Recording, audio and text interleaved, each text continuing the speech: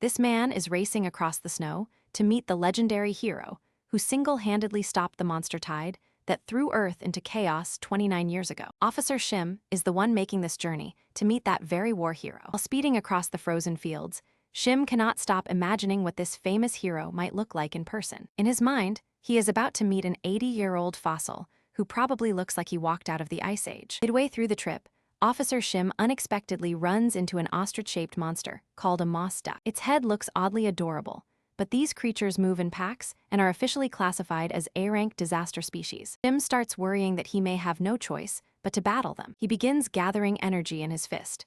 But the moment the moss ducks turn hostile, Shim realizes that fighting this pack would be a terrible idea. So Shim turns around and sprints away, all while wondering how some old man could possibly live alone in a monster-infested wilderness like this. Right when Shim thinks the situation has hit rock bottom, an A-rank thunderbird suddenly materializes overhead. This enormous eagle-like beast has enough strength to rip a human apart, bones and all. Shim bolts as though his very life is on the line. When he spots a cabin nearby, he scrambles up its wall, hoping to disappear inside and catch his breath. Just as he reaches the top, the thunderbird snatches him straight out of the air. For one terrifying moment, Shim looks destined to become bird food, until the monsters abruptly lose their murderous aura and start behaving like tame, friendly birds. Hearing a voice that sounds human, Shim hurriedly looks around for its source. A moment later, he is placed safely on the ground, and a man who looks to be in his mid-20s steps forward, asking whether Shim is the new administrative officer. Shim can only stare at the stranger, baffled by how anyone wearing a basic t-shirt could survive in such freezing conditions. When the moss ducks start scaling the wall after Shim, the cabin's owner simply waves once, calming them immediately and making them retreat. The man then complains that he had already told the administration to stop sending an officer here every time something happened. Shim is left speechless and finally asks whether this young man is really the hero Kang Ho he was sent to find. Kang Ho is the complete opposite of the elderly man Shim had pictured. Although he is supposedly in his 80s, the hero invites Shim in for a meal, leaving the officer struggling to accept that this youthful man is actually an old geezer. Shim follows Kang Ho into the cabin and immediately notices how sparsely furnished it is. Rather than comment on the empty room, Shim jumps straight to the mystery of Kang Ho's youthful looks. Kang Ho sets a pan on the stove, ignites it with magic, and casually asks whether Shim is truly that surprised by his face. Shim points out that the other heroes from the war are now chairmen of huge guilds, and every one of them visibly looks their age. Kang Ho admits he has no explanation either. His body simply stopped growing older for some unknown reason. As Kang Ho lifts a hand, an adorable thunderbird chick drops an egg into his palm, an egg that could have become its own sibling. Our hero casually turns the egg into an omelet, giving Shim a first-hand look at his Beastmaster power. This ability apparently lets him dominate monsters so completely that they have no choice but to obey. Watching the monsters serve him reminds Shim that this same man once halted an entire monster army marching toward Ichon, Inus, all by himself. Shim asks whether Kang Ho still raises magical beasts, recalling the wartime stories about him fighting alongside an immensely powerful SS-Rank phantom companion. The question makes Kang Ho pause, and he quietly says that he would prefer to leave that subject alone. Shim then steers the discussion toward the actual purpose of his visit. He explains that unknown monster species have begun appearing lately, and the crisis is gradually spiraling beyond control, forcing them to seek Kang Ho's help once more. Kang Ho cannot understand why this is happening now, since 3 decades have passed since the war without anything remotely similar occurring. After asking for the full story and hearing everything Shim knows, Kang Ho finally lets the officer get ready to depart. Before leaving, Shim cannot resist asking why the hero remains unmarried and chooses to live alone in such a remote place. The hero gives a simple answer: he is waiting for someone. When Shim tries to dig deeper, Kang Ho summons his S-rank saber tiger, Menki, and orders it to escort the officer home safely. Waving goodbye, the hero explains that nights are especially dangerous in this region, so Menki will accompany Shim for protection. Once they leave, Kang Ho calmly washes the dishes and serves food to his baby eagle and frog pets. The moment he steps outside again, he finds that the saber tiger has already come back. Menki's ridiculously fast return makes Kang Ho suspicious, so he asks whether the tiger abandoned Shim somewhere along the way. Hurt by his master's lack of faith, Menki's eyes immediately fill with tears. Meanwhile, Officer Shim is mentally somewhere else entirely. He keeps questioning whether the whole experience was a bizarre dream, since a gigantic saber tiger supposedly carried him home between its fangs at absurd speed without even breaking a sweat. The guard tells Shim to relax, explaining that almost everyone reacts this way at first and eventually gets used to it. Back at home, Kang Ho climbs onto Munkai and suggests that they visit their usual spot again today. Almost 50 years have gone by since Kang Ho first encountered his companion Cialhwa in these very snow-covered fields. Soon, he arrives at a spot where a glowing blue egg lies buried beneath the snow. The egg brings back memories of the great battle 29 years earlier, when Kang Ho found himself surrounded by an endless monster horde. Back then, he fought with everything he had before calling his trusted companion Cialhwa onto the battlefield. The white fox had always stood faithfully beside him, her radiant silver fur and beautiful eyes making her seem almost otherworldly. Together, Kang Ho and Cialhwa fought in the final battle to defend the world. Kang Ho saved the world, but the price was losing Cialhwa forever. Overwhelmed by grief, the hero could do nothing as the white fox vanished, leaving behind only a tiny crystal. Ever since that day, Kang Ho has kept the same youthful appearance and waited year after year, believing Cialhwa might awaken again. Surrounded by tiny earth fairies, he softly says that the new year will begin as soon as midnight arrives. The instant the clock hits 12, the egg shines brilliantly and fine cracks begin crawling across its shell. A tiny white fox hatches from the egg, and Kang Ho immediately recognizes Cialhwa's exact appearance in the newborn. This was the very spot where Kang Ho had first met Cialhwa 50 years earlier. He remembers that he had been stationed in Jerevan, Inus at the time. Back then, he had been fleeing from monsters flooding out of a dungeon, while clutching the tiny Cialhwa tightly against his chest. Even in that desperate situation, the white fox remained at his side, as though destiny had already bound them together. Watching Cialhwa's child awaken at their first meeting place forces Kang Ho to experience those memories once more. Tiny white fox immediately leaps onto Kang Ho's shoulder and begins licking his face. Assuming the little fox is saying hello, our hero returns the greeting and softly strokes her head. Because the baby looks identical to her late mother,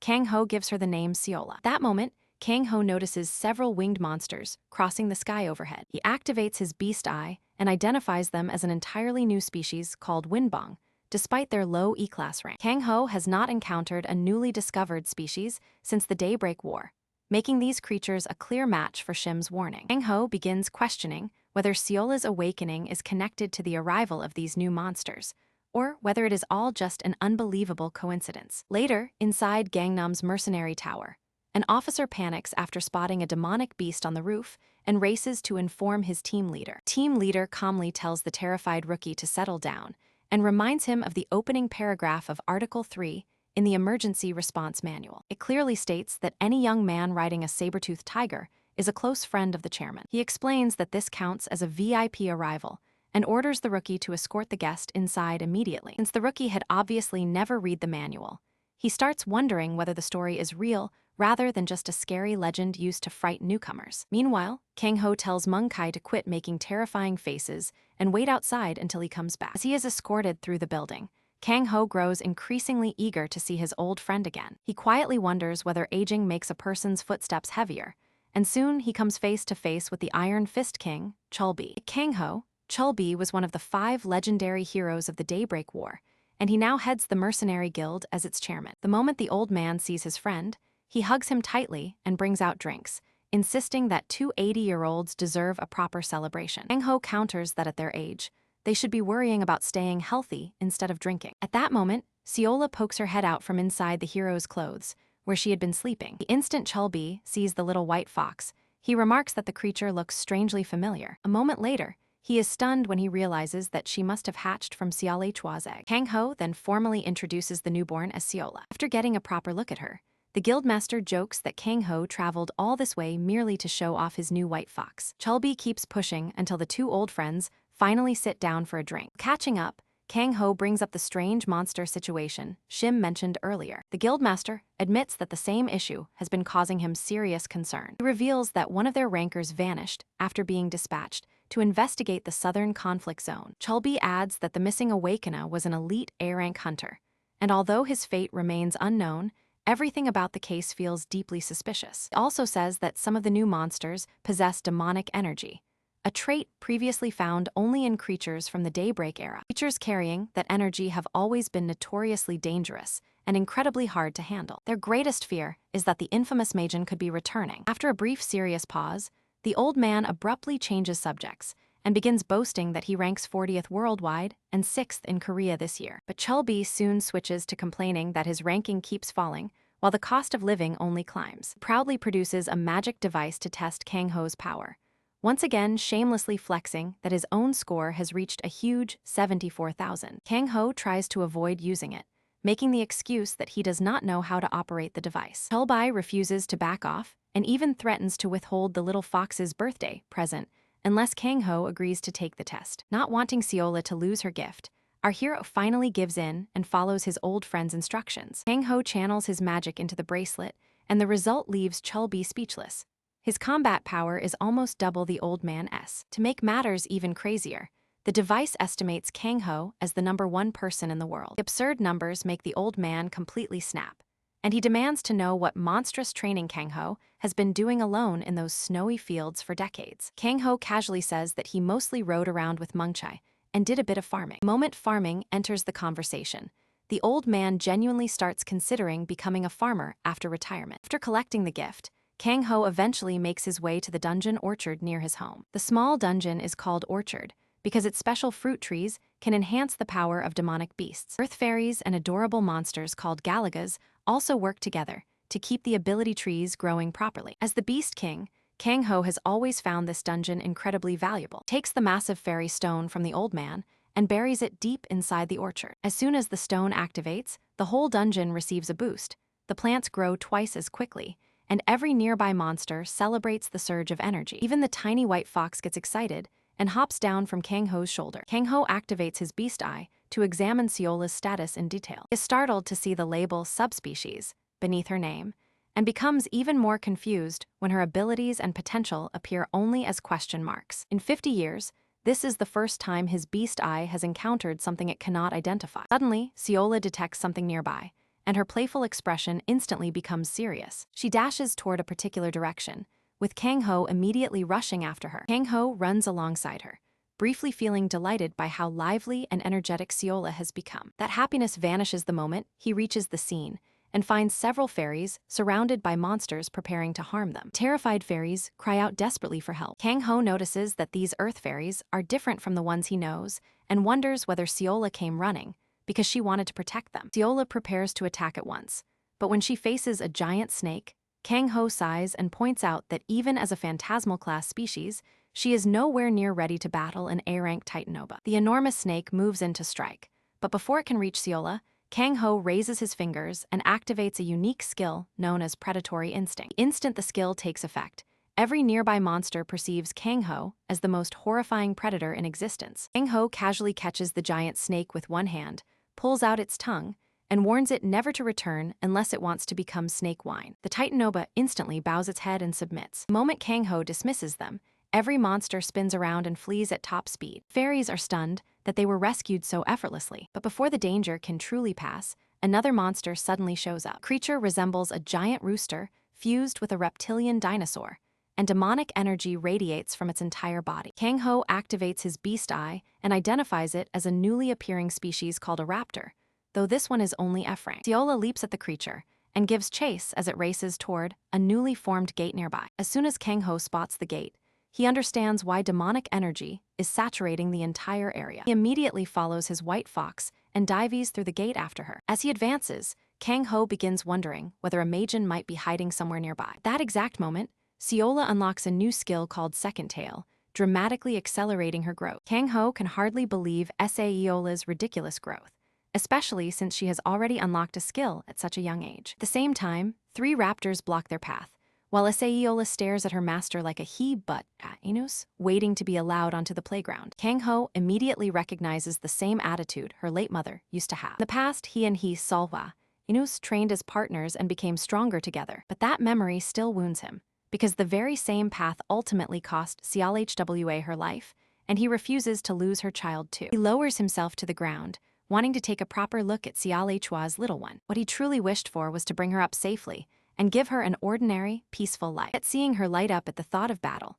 makes Kang Ho understand that holding her back now would only be his personal selfish desire. With a smile, the hero asks her to form their contract without wasting time. He lifts 2 fingers to her forehead and promises that he will train her until she becomes the strongest of them all. A radiant crimson flash erupts, and a contract ring appears on Kang Ho's hand, confirming that the bond is complete. Because she is still a baby, Kang Ho promises to lend her his mana and tells her to enjoy herself as much as she likes. Seola's eyes light up instantly, and she charges straight at the raptors. Kang-ho activates his unique skill, linking his senses, mana, and physical abilities with his contracted beast. Using that connection, he teaches Seola to remain composed rather than charging into the fight without thinking. He has her hold position until the perfect gap appears, then gives the command to strike. Seola springs onto a raptor and clamps down on its neck, dropping the monster in a single flawless attack. She then triggers a second skill called He Ovid Pavid, Enos, letting her absorb the demonic energy of monsters she defeats and brings under control. As soon as that demonic energy is removed,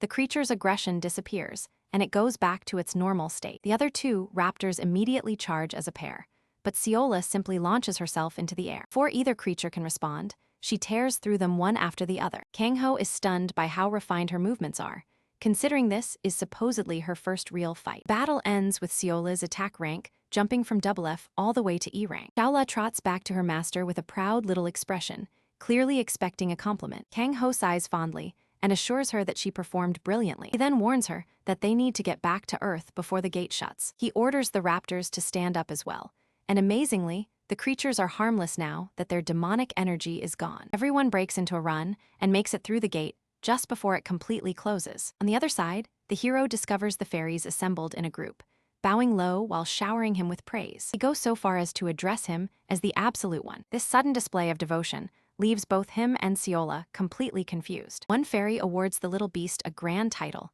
Silver White Fang, and everyone begins treating her like an adorable guardian goddess. Confused, he moves closer, since he has never encountered a fairy capable of speaking human language. Corrects her gently, explaining that their guardian already has a name, Seola. The fairy warmly smiles upon hearing the young beast's beautiful name. She happily explains that white-fanged wolves are regarded as protectors in their homeland. Among those wolves, the silver white fangs receive the highest level of respect. Their rarity is only part of the reason.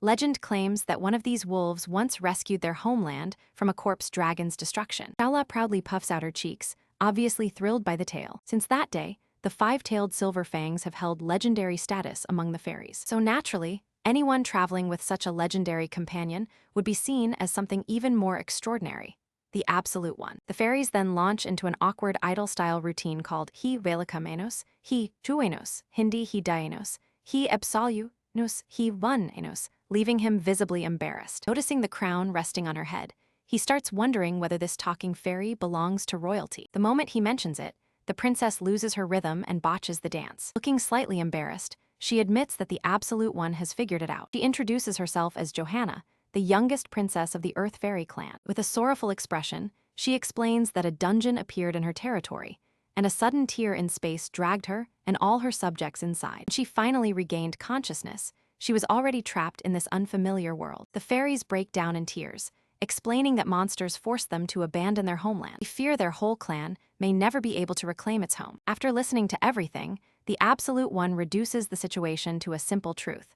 She is homeless and hungry. Her stomach growling, Princess Johanna gives him a desperate look that clearly says she expects a meal. Unable to ignore them, he reveals that a fairy orchard is located near his house. He invites the entire group to live there, while Seola supports the offer with an adorable salute. The fairies immediately begin celebrating their new lord and guardian spirit, making him unbearably self-conscious. He hurriedly tells them to calm down and starts questioning whether Johanna is truly a princess. After all, real princesses usually do not prostrate themselves before every person who lends them a hand. Just then, the fairies tense up when they spot a massive beast racing directly in their direction. They are nervous for a moment, but soon turn the beast's tail into their personal amusement ride. Our hero tells He Megki Enos to endure the chaos for a little while longer. Pup is visibly irritated, as a group of fairies has turned the saber tiger into a theme park attraction. At that exact moment, his phone starts vibrating inside his pocket. Checking the notification, he discovers that Chulbai added him to a group chat where his former party members are celebrating his comeback. Kang-ho is not bothered at all that his friend has pulled him away from his peaceful snowfield routine. He recalls his friend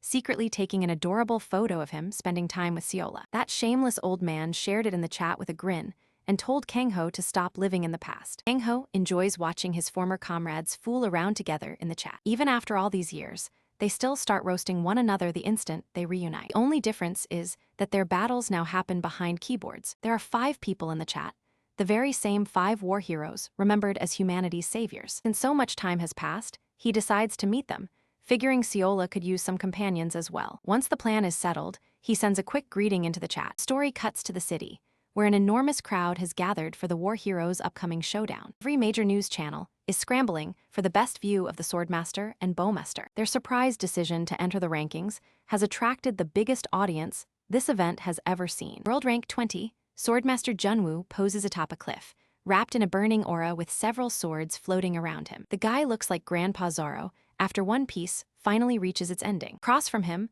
Bowmaster Hoyoung stands ready, radiating an equally intense and focused presence. Then, an absolutely stunning red-haired woman suddenly steps into the spotlight. Crowd explodes with excitement at the sight of Flame Witch Mina, whose fiery power is even hotter than her appearance. Mina, however, looks like she would rather be anywhere else. She is already irritated because the two old veterans have started bickering and fighting for absolutely no reason again. Swordmaster announces at full volume that he plans to fight without restraint this time. Hoyoung shoots back with a threat to cripple him permanently and shut that rotten mouth for good. The insult pushes Junwoo over the edge, and he unsheathes a blade coated in snapping lightning. Hoyoung responds in kind, drawing the string of his enchanted bow. From the sidelines, Mina can only sigh and think that certain idiots never change. She declares that their duel will officially decide rankings, with herself serving as the referee. Just as she finishes speaking, a streak of light catches her attention as it descends from the sky. Her boy soars over the crowd, using raw magic as a jetpack to fly straight from the snowfield to the city. He touches down neatly behind the group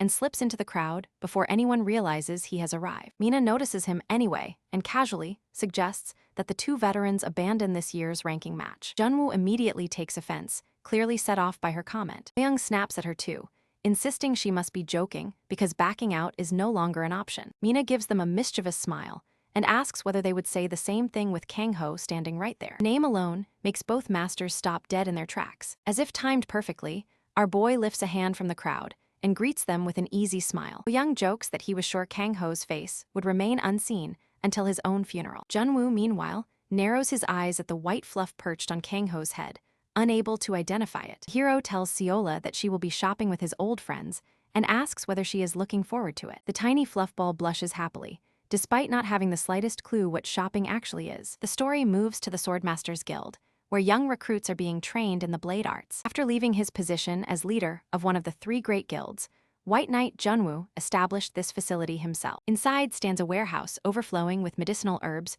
from floor to ceiling. Our hero is stunned to find moonsalt roots there too, since even a tiny quantity of the rare herb costs a fortune. The roots work like steroids for magical beasts, so Seola immediately wants to taste one after catching their scent. Junwoo comments on how much she looks like Seolwa and asks Kang-ho to look after the little fluffball properly. He then questions whether Kang-ho seriously intends to feed her all 20 moonsalt roots. From outside, Hoyoung tells Kang-ho to grab everything quickly before the world's biggest miser changes his mind. The Swordmaster bristles at that remark and explains that he had reserved those roots for Kang-ho years ago. After thanking his old friend, Kang-ho hears him complain that they need to stop meeting so rarely. Kang-ho promises to make that happen. Hoyoung then grins at everyone and announces that 15 years apart are more than enough reason to throw a welcome-back party. The table soon disappears beneath bottles of extremely strong liquor. After hearing about Kang-ho's drinking sessions with Cholbai, both veterans challenge him to a drinking contest. Watching them, Kang-ho realizes that age has changed their faces,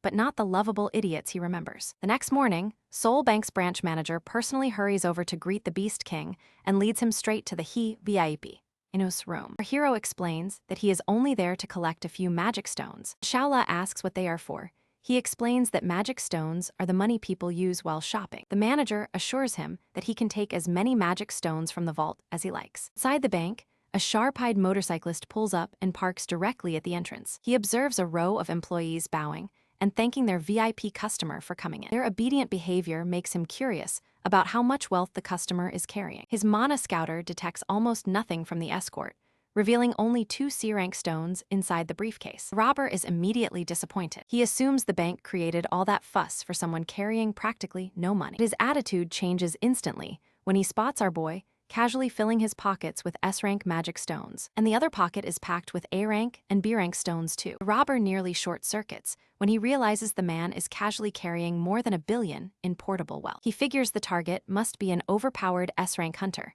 but his goggles show zero magic coming from the man, leaving him completely baffled. The supposedly ordinary-looking man simply strolls down the sidewalk, as if none of this is unusual. To the robber, Anyone carrying that much wealth without guards is practically a walking jackpot. Robbing him should be easier than snatching candy from a child. The thug radios his boss and announces that he has stumbled upon the score of a lifetime. Meanwhile, our boy strolls along while casually feeding Seola kebabs and kimchi. The thug keeps close behind, already knowing the destination because magic stones can only be exchanged at one place. After updating his boss, he continues shadowing our boy on his motorcycle without letting him out of sight. Eventually, on 12th Street, our hero steps into a tiny shop that looks frozen in the past. The owner recognizes him at once and wonders how many years have passed since the Beast King last came by. A hunched half-cat woman recalls Mungchae, the saber tiger he brought years ago, and assumes the beast must be enormous by now. So she figures he has returned to raise another magical beast. Curiosity spikes when she spots the silver-white fang perched on his shoulder. The sharp woman quickly realizes that the creature is Seolwa's offspring. Seola sees her as a threat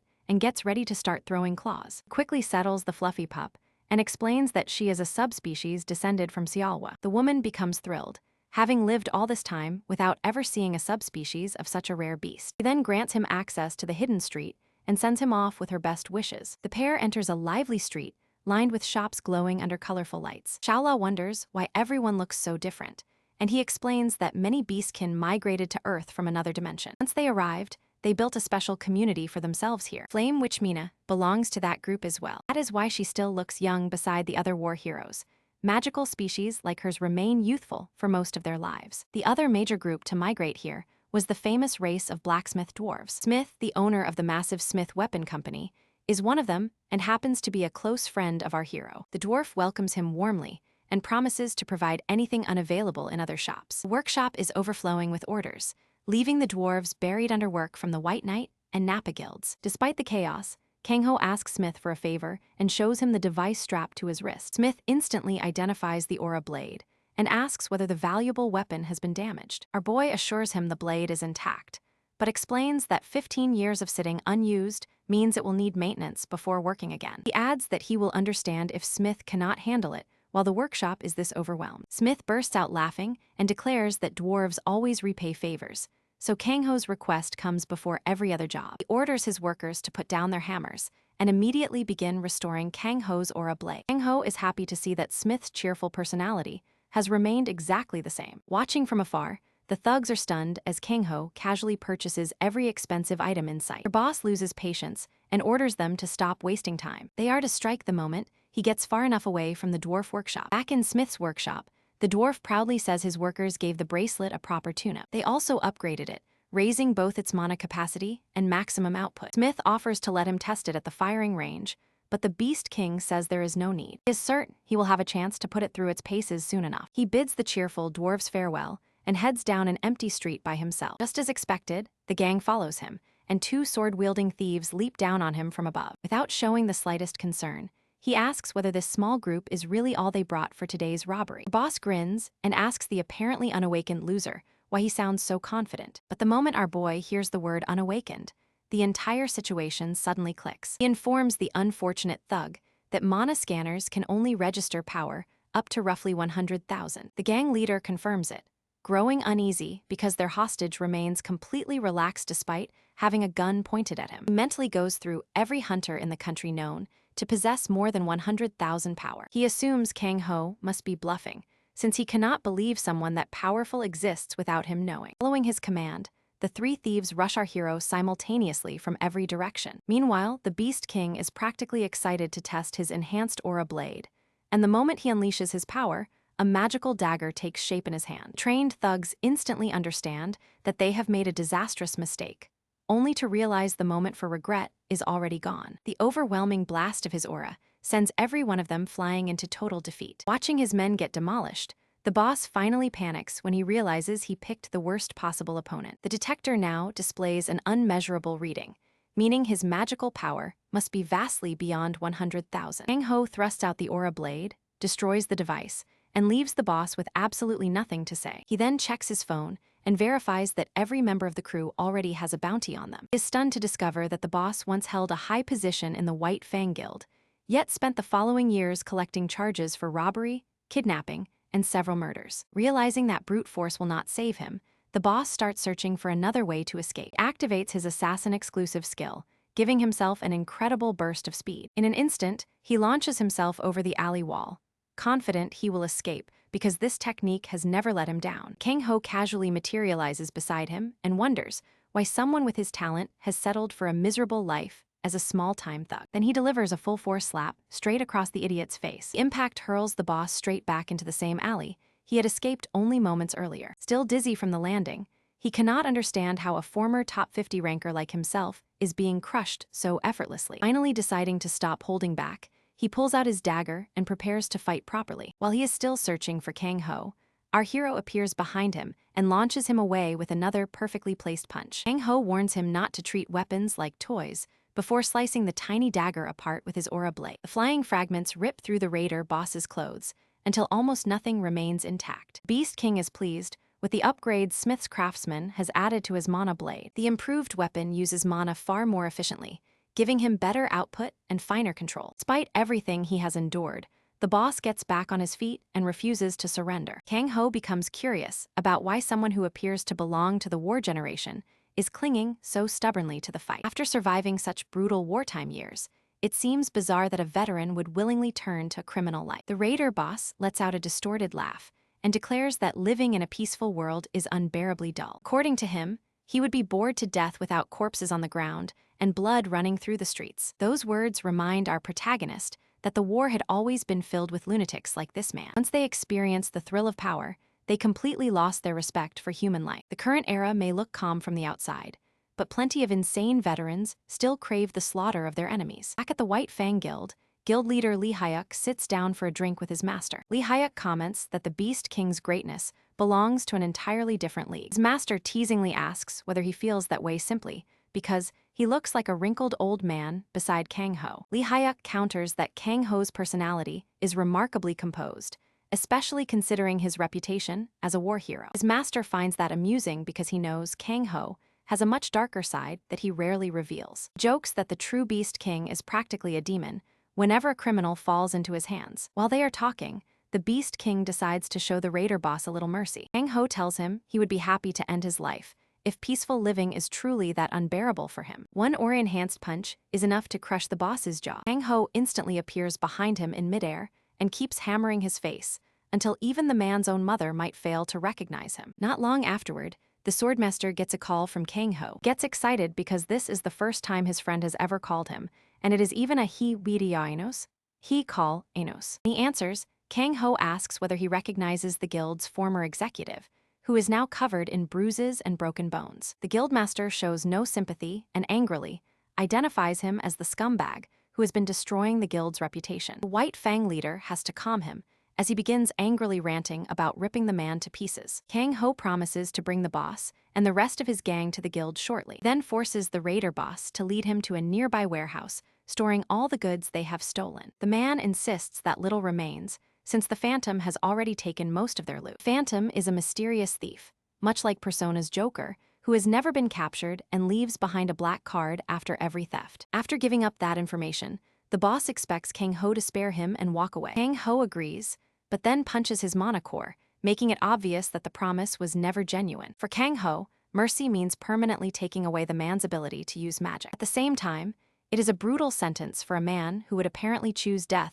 over an ordinary peaceful life. He orders the criminal to repent for the innocent lives he destroyed and learn to value the peace of the current era. Having finished, he tells Seola that they should head home for dinner. Before eating, however, the two of them are going to enjoy a relaxing bubble bath. Scene cuts to Kang-ho's cozy home, where the little fox struggles desperately, but lacks the strength to escape as he holds her by the scruff. He says she behaves exactly like a young COHWA, then carries the complaining fox into the bathroom and drops in an extremely expensive bath bomb. The world tree fruit dissolves, filling the bathwater with mana. Kang-ho asks COHWA whether the water is more comfortable now, and she cautiously places a paw inside before relaxing at once. Seeing her enjoy the bath makes our hero genuinely happy, so he continues washing her. Normally, Beast Clan warriors apply a small amount of world tree fruit to their beasts to improve their physical strength. Seola, however, absorbs every drop completely, allowing not even the tiniest amount of mana to escape. The entire bathtub rapidly evaporates, completely surprising Kang-ho. The whole fruit is clearly far more potent than usual, yet Seola continues drawing in mana even after the water has vanished. The system announces that she has earned a new title, Guardian of Nature, granting her the ability to absorb energy from her surroundings. It also explains that she can process medicinal ingredients far more quickly than other species. Kang Ho starts wondering what makes her respond so effectively to the treatment. He sets the question aside, picks her up, and says they should probably find something to eat. Later, while snow continues pouring outside, Kang Ho remains busy working in the kitchen. Johanna flies into the room, carrying several costly ingredients with the others. She figures that he must have spent the last few days gathering everything. He lifts a massive pan, nods, and announces that it is time to begin cooking. Fairies assist by placing all the ingredients into the pan. Looking at the rare ingredients, Johanna wonders whether an ordinary kitchen flame can even crack their tough shells. Kang Ho pulls several high-grade mana stones from his pocket and says they will serve as fuel,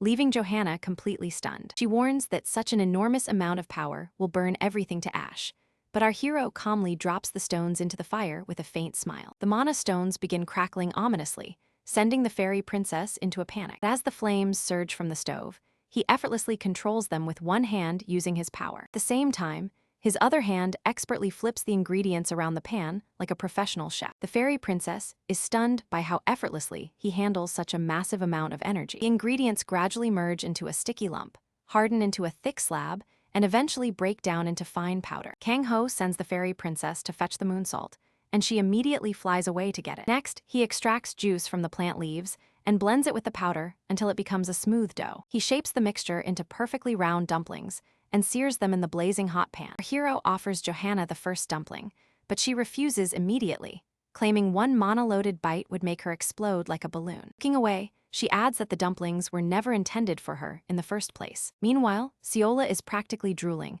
as she asks whether the entire batch is meant for her. Knowing how powerful they are, Kang Ho offers the white fox just one piece, but she happily charges toward it anyway. She devours it as though she has never seen food before, and energy immediately begins surging through her body. Unable to contain the energy, she suddenly bolts at full speed as her body begins expanding. Johanna can hardly believe that the white fox has doubled in size within seconds. Kang Ho simply smiles and races after her through the snow, delighted by how rapidly she is growing. While chasing her, he wonders how different things might have been if CLHWA had received this same level of care. He tries not to blame himself too harshly, reminding himself that he knew very little about raising beasts back then. The hero had always charged into battle, without hesitation, alongside his companion, but he lacked the resources to feed her properly or give her enough recovery time before the next battle. The regret that he should have cared for Seola more responsibly continues to weigh on him. Rather than remain trapped in regret, he turned those feelings into motivation and learned even more about beasts. Back in the present,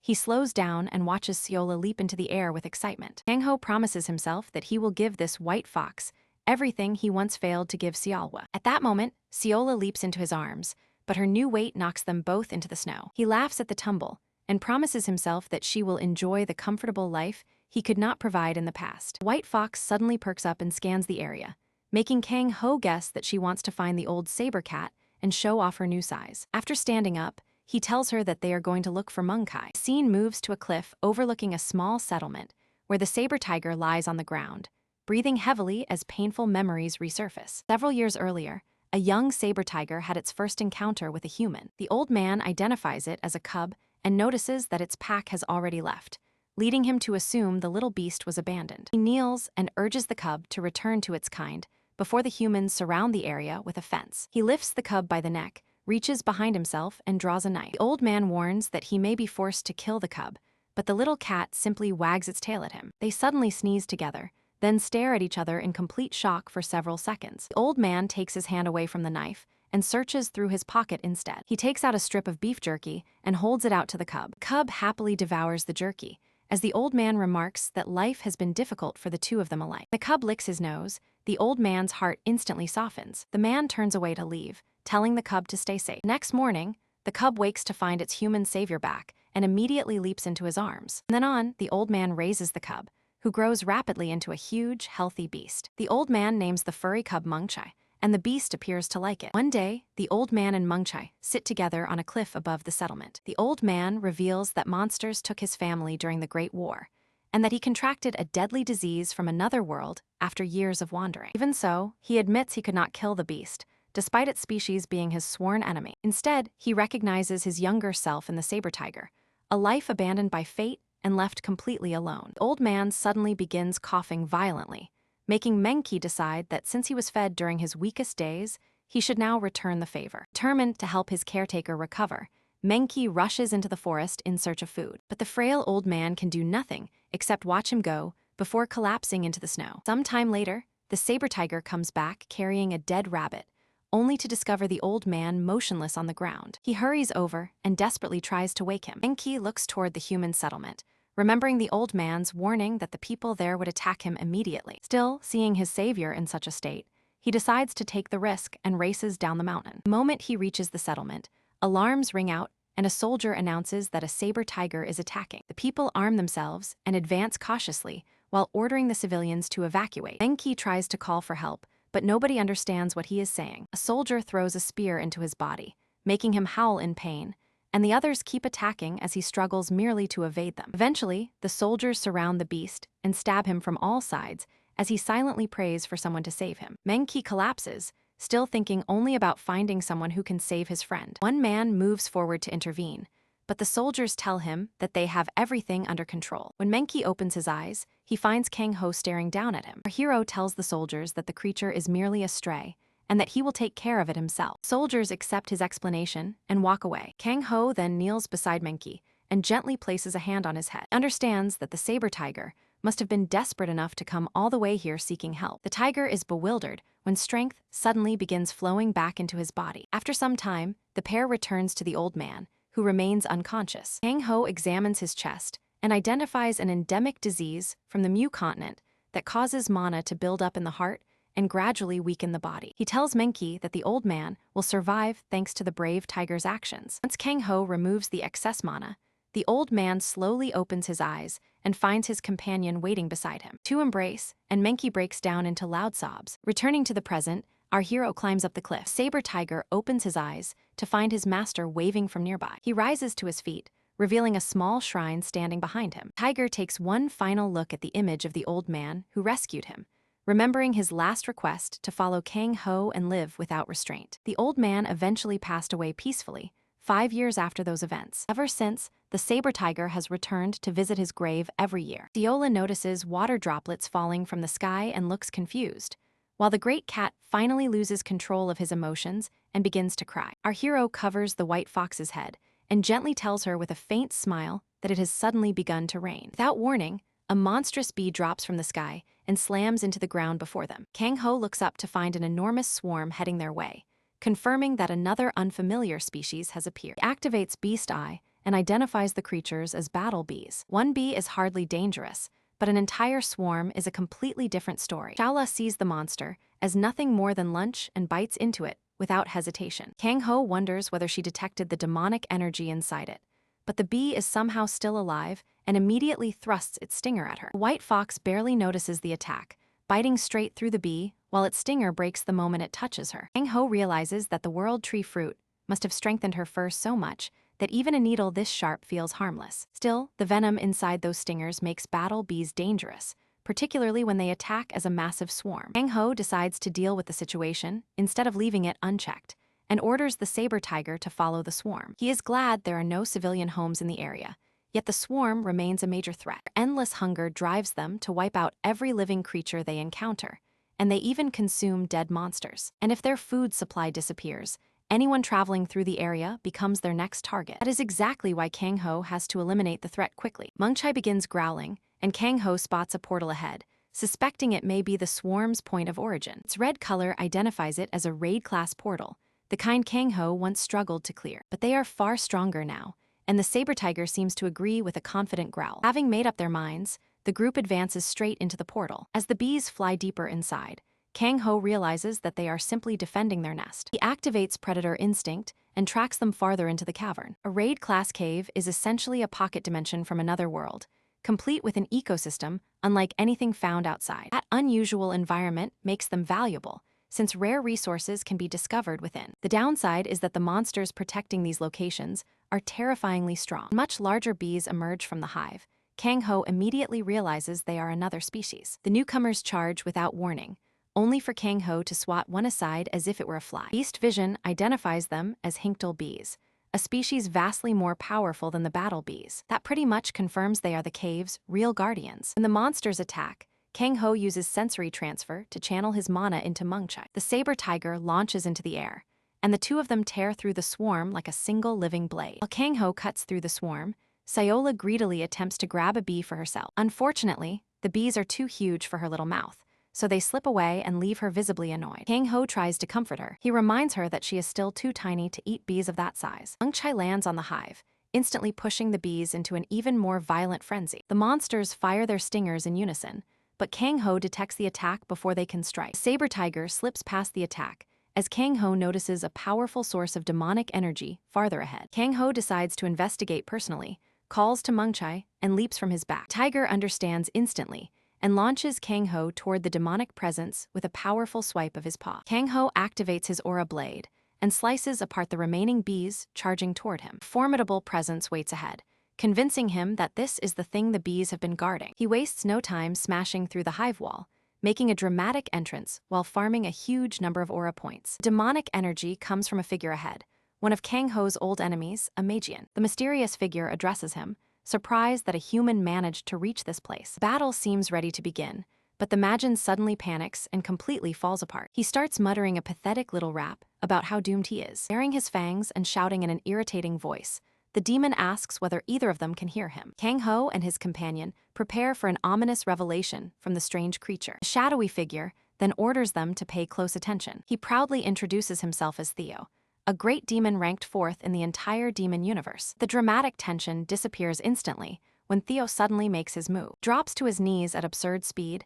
and begs them not to fight him. Theo casually claims that fighting gives him an allergic reaction, so he would much rather surrender than face opponents this powerful. The ridiculous turn of events leaves Kang Ho speechless, but he eventually lowers his guard and dismisses his aura blades. Kang Ho soon realizes that this demon is perfectly capable of speaking normally with humans. That makes him completely different from the wartime Magians, who acted like furious rabid animals. Kang Ho asks the obvious questions. What exactly is Theo, and how did he wind up inside this dungeon? White-haired man confirms that he is an actual demon. He explains that he was accidentally pulled here during a dungeonification while fleeing for his life from Baal. Kang Ho then questions him about the enormous killer wasps creating chaos throughout the area. He points toward the biggest wasp nearby and asks whether it is the queen. Theo starts sweating like a man caught red-handed and insists that his creatures are harmless. According to him, they were merely scouting the surroundings on his behalf. The white-haired demon casually gestures toward the wasp. The giant creature instantly shrinks into a tiny, stone-like, baby-sized insect. Theo explains that these are harmless familiars who survive on pollen while remaining in their fossil-like form. With that single gesture, the entire wasp army vanishes. One unfortunate wasp immediately becomes Mengchai's chew toy. Xiaowu remains completely unconvinced, launches herself at Theo's leg, and sinks her teeth into it. She greedily drains the delicious demonic energy flowing through him. Theo completely panics and desperately tries to shake the tiny menace loose. Unfortunately for him, the little gremlin refuses to release its bite. Kang Ho silently studies the demon while weighing the situation. Concludes that Theo personally is not much of a danger. However, the world Theo came from could be a completely different story. Since Theo could provide valuable information about this new realm, Kang Ho decides to seal his mana core and eliminate any future risk. Purple mana crackles around Kang Ho's hand as he suddenly grabs Theo by the chest. Theo lets out a shocked scream before being slammed onto the floor. The helpless demon looks up into Kang Ho's icy stare as the hero orders him to obey quietly and stay under control. Kang Ho makes one thing perfectly clear. Any foolish move will get Theo killed. Reduced to a trembling, powerless mess by one human, Theo reluctantly accepts. Story cuts to the area outside the newly formed raid-class gate. Guilds from across the region have brought their strongest hunters, each eager to claim the treasures hidden inside. To determine who earns the first chance to raid the gate, the guilds arrange battles between their best fighters. A tall blonde aura user named King completely bulldozes every challenger. And to make everyone suffer a little more, he posts every victory online like a professional attention seeker. As Blondie uploads another post praising his effortless wins, a massive fighter named Broken steps forward to face him. Broken is already running out of patience, while King continues admiring his own reflection. Both fighters rush forward, determined to flatten the other immediately. Meanwhile, Kang Ho reaches the gate with his newly captured demon, following obediently behind. King suddenly sends Broken flying toward them, but Kang Ho catches the massive fighter with ease and drives him into the ground. Every guild member nearby can only stare in complete disbelief. Cannot believe two unknown people have casually walked out of a raid class gate as if they had merely gone shopping. The crowd begins flooding Kang Ho with questions, but King loses his temper and storms directly toward him. The moment their eyes meet, Blondie starts shouting at him. He demands to know who authorized them to enter the gate. Kang Ho looks genuinely puzzled, wondering why anyone would need permission to do something so pointless. That casual confusion only makes King angrier. King scans Kang Ho's magical power with his scouter, but the device registers absolutely nothing. He therefore assumes Kang Ho is merely a civilian who accidentally wandered into the area. King explodes and begins barking orders like an overpowered high school class president. Standing behind Kang Ho, Theo quietly asks whether he is about to erase the loudmouth from existence. Kang Ho looks back with a faint smile as his eyes start shining an intense blue. Remaining perfectly calm, he assures Theo that he has no intention of doing so. Blonde Hunter grabs Kang Ho by the shoulder and continues ordering him to leave. He insults him as unawakened trash that has stumbled into the wrong location. Kang Ho is seconds away from teaching the loudmouth some manners when a White Fang Guild member suddenly intervenes and bows to him. The man is revealed to be Lee Hyuk, Junwoo's strongest student. With someone competent finally present, Kang Ho asks Lee to explain the priority right system, since Blondie was too busy shouting to be useful. He begins explaining how the system works. King interrupts halfway through and demands to know why a respected hunter like Lee knows someone as insignificant as Kang Ho. After a few slow seconds, the idiot finally figures out Kang Ho's true identity. Lee suddenly recalls the warning his master once gave him. If Kang Ho ever wears the smile of a harmless gentleman, someone is probably moments away from being planted into the ground. Lee begins sweating when Kang Ho's smile somehow grows even brighter than before. King, meanwhile, sees an opportunity to defeat one of the world's greatest heroes and claim all the credit. The clown pulls his fist back, apparently convinced he is One Punch Man. Blondie tells Kang Ho to be thankful for giving him such an effortless chance to farm fame. Before the punch reaches him, Kang Ho vanishes into the portal and yanks Blondie along like a bag of dirty clothes. He hurls the idiot into the dungeon and tells him that since he was so eager to clear it, he can now enjoy the experience alone. King slams into a nearby wall and mentally crashes, while trying to understand what just happened. Kang Ho calmly admits that he considers the priority right system ridiculous, but normally lets it slide because everyone else follows it. Even so, he felt this particular idiot deserved a lesson. With that settled, the two fighters charge again as immense power and mana explode around them. King launches another powerful punch, while declaring that the age of the first generation awakened is finished. According to King, outdated fossils like Kang Ho should simply move out of the way. Kang Ho catches the fool by the face and drives him into the rocky floor, blasting chunks of stone into the air. Kang Ho then offers the defeated hunter a piece of advice. If King insists on judging people only by their strength, he should at least stop behaving so arrogantly himself. On the sidelines, Lee and Theo watch in stunned horror as the beating continues. Watching Kang Ho's true power, Theo realizes that surrendering immediately may have been his best decision in years. After an endless-looking massacre, Blondie lies beside Kang Ho battered, bruised, and soaked in blood. Kang Ho notices that King's technique is far too messy for someone with such a high rank and asks who taught him. After hesitating, King admits that he never received formal training. Most of his strength came purely from natural talent. Kang Ho gives him a brutal lesson, explaining that raw power means little without technique and that King desperately needs to lose his arrogance. He tells Blondie to find a proper master, since this kind of recklessness in a real battle would get him killed. While Kang Ho is turned away, King secretly takes out his phone and begins posting about the defeat. The clout chaser tries to rebrand the loss as a humble character development moment, and Kang Ho decides that someone this self-unaware deserves a more thorough lesson later. At that moment, the gate releases a deafening roar and vanishes completely into thin air. Chat explodes instantly, with conspiracy theories spreading about how such a massive gate was cleared so quickly. The story then shifts to the snowy biome that Kang Ho calls home. Theo happily plays with the snow, fascinated by the fluffy substance that does not exist in the demon realm. This gives Kang Ho the chance to start questioning him about the demon realm. Theo explains that Baal, the #1 demon,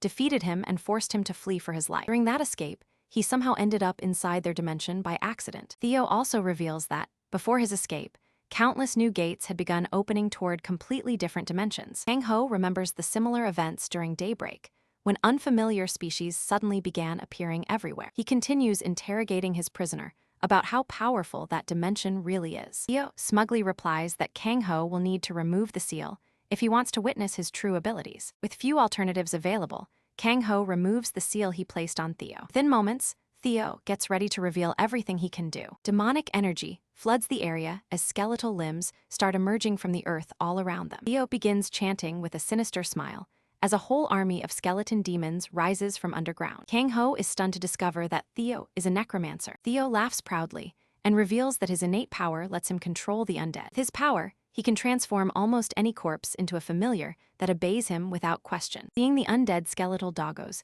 Kang-ho is surprised by just how rare Theo's class must be. No human in history has ever awakened a power capable of reviving the dead like necromancy. Just as Theo reaches his grand moment, Seola rushes in as if the undead army were an afternoon snack. His familiars immediately chase the little fluffball, but she ignores them completely and keeps sprinting forward. Even without seeing her, Theo feels the angel of death approaching. Two tiny fangs suddenly clamp onto his neck, draining his newly released power faster than crumbs vanish from a keyboard. Theo angrily shouts that Kang-ho planned this entire setup. The seal was removed only as an excuse to let Seola farm extra experience. Kang-ho does not bother denying it, and openly admits that it was intentional. And Theo notices something completely unfamiliar. Something more than his mana is being drained. Another substance is also gathering inside his magic core. As the demonic energy leaves his body, pure mana begins taking its place. The more Seola absorbs, the brighter her body glows, almost like she is evolving in Pokemon. Then, without warning, a second tail sprouts beside the first. Kang-ho stares in shock and immediately checks her status. The results confirm that her stats have increased since the last time. Theo also realizes that the little furball gained a tail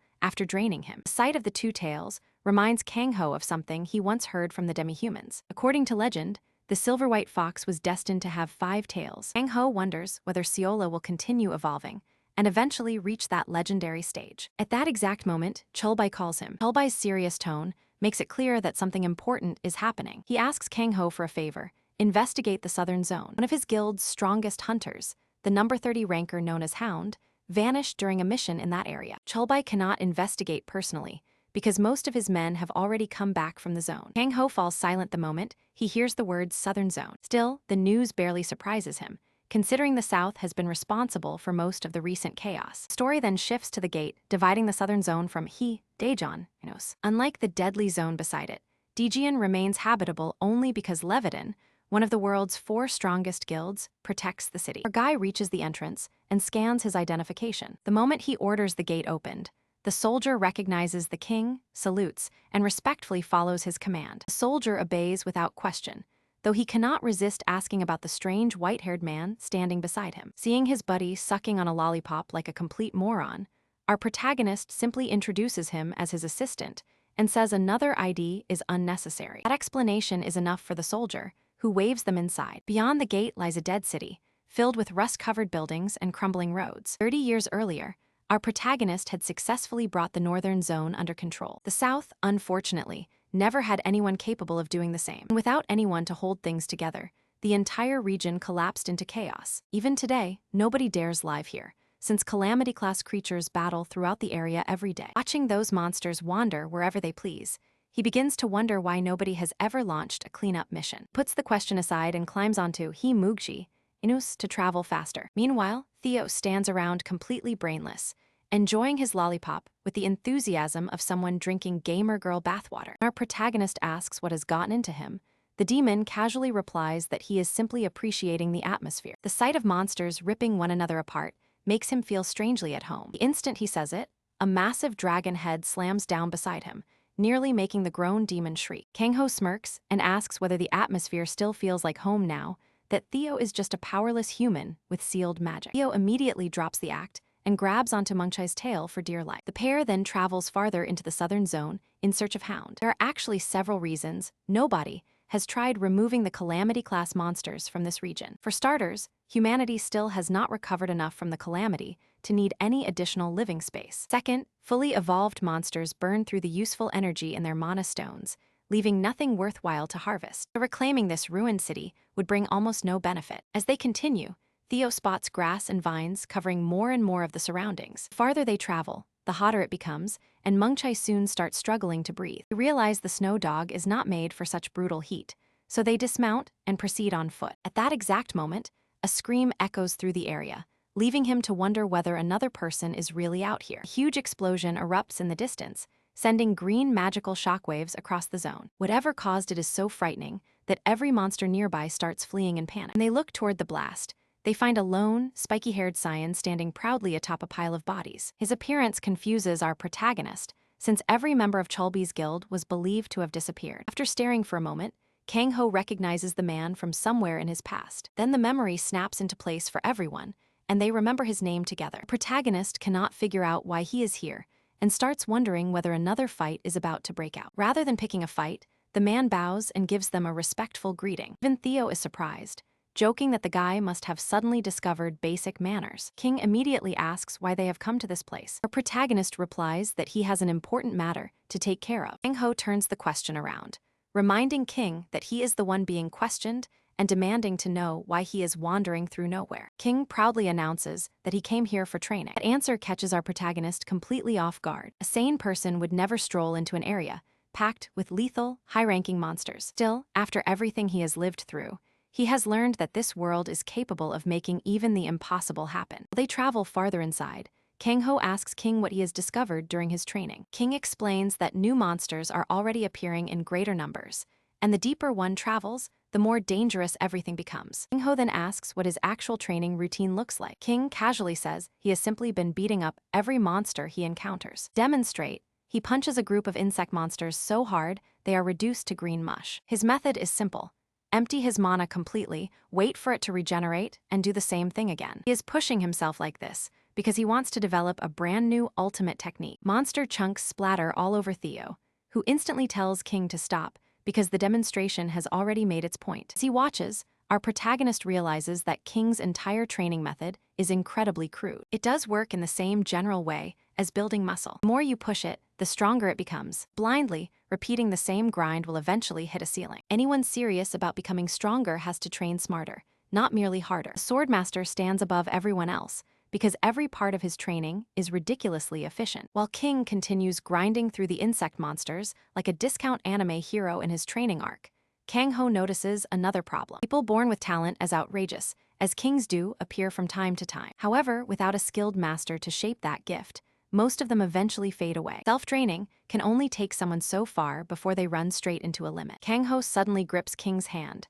and the Street Fighter wannabe instantly feels his mana being siphoned out. King assumes another beating is coming, but Kang Ho calmly tells him not to worry. There is nothing wrong with wanting to develop a new ultimate technique. What matters most in a real battle is maintaining balance. Kang Ho explains that lowering his power will tempt the enemy to target his apparent weakness. That is when he should breathe steadily and counterattack before the opponent expects it. Using that timing, he can end the battle without wasting unnecessary energy. He emphasizes that physical movement and mana control need to work together flawlessly. At present, King's mana has far outgrown the strength of his body. King follows every instruction exactly as he was told. Seeing the result gives Kang Ho a quiet sense of satisfaction. Kang Ho has always had a soft spot for fighters like King because they remind him of who he used to be. Once he tests the method, King discovers that someone else's guidance has finally produced real results for him. Naturally, that only makes him hungry for more lessons. Without giving it a second thought, he decides to join Kang Ho's party. And just like that, the group gains another member before finally reaching the city's center. A gigantic dome made of demonic energy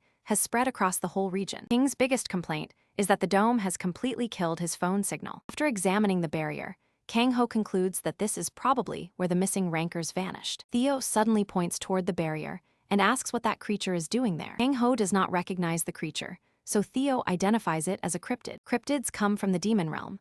Their central body remains stationary while their roots expand over a huge territory. Theo adds that the creature releases unusual spores, capable of controlling everything around it. Anyone who touches those spores becomes a mindless puppet under their control. According to Theo, this species created major problems throughout the demon realm. Despite the warning, Kang Ho casually picks up one of the supposed spores for a closer look. A closer examination reveals that it is actually a larva, not a spore. That discovery makes him suspect the larvae enter people's bodies and take control from within. Kang Ho wastes no time and activates sensory transfer. After empowering his legs, he launches into the sky with Mungkai. King can only stare in complete shock at what he has just witnessed. Meanwhile, Theo asks King whether he has any food, claiming that his boy is starving. Kang Ho and Mung Kai arrive directly above the location, hiding the mother's central body. The roots have already covered the city, placing every living creature within her control. Since the whole region belongs to her, she detects them the instant they enter. Earth is nothing like the demon realm, because powerful individuals are extremely rare here. That is why the mother normally finds it entertaining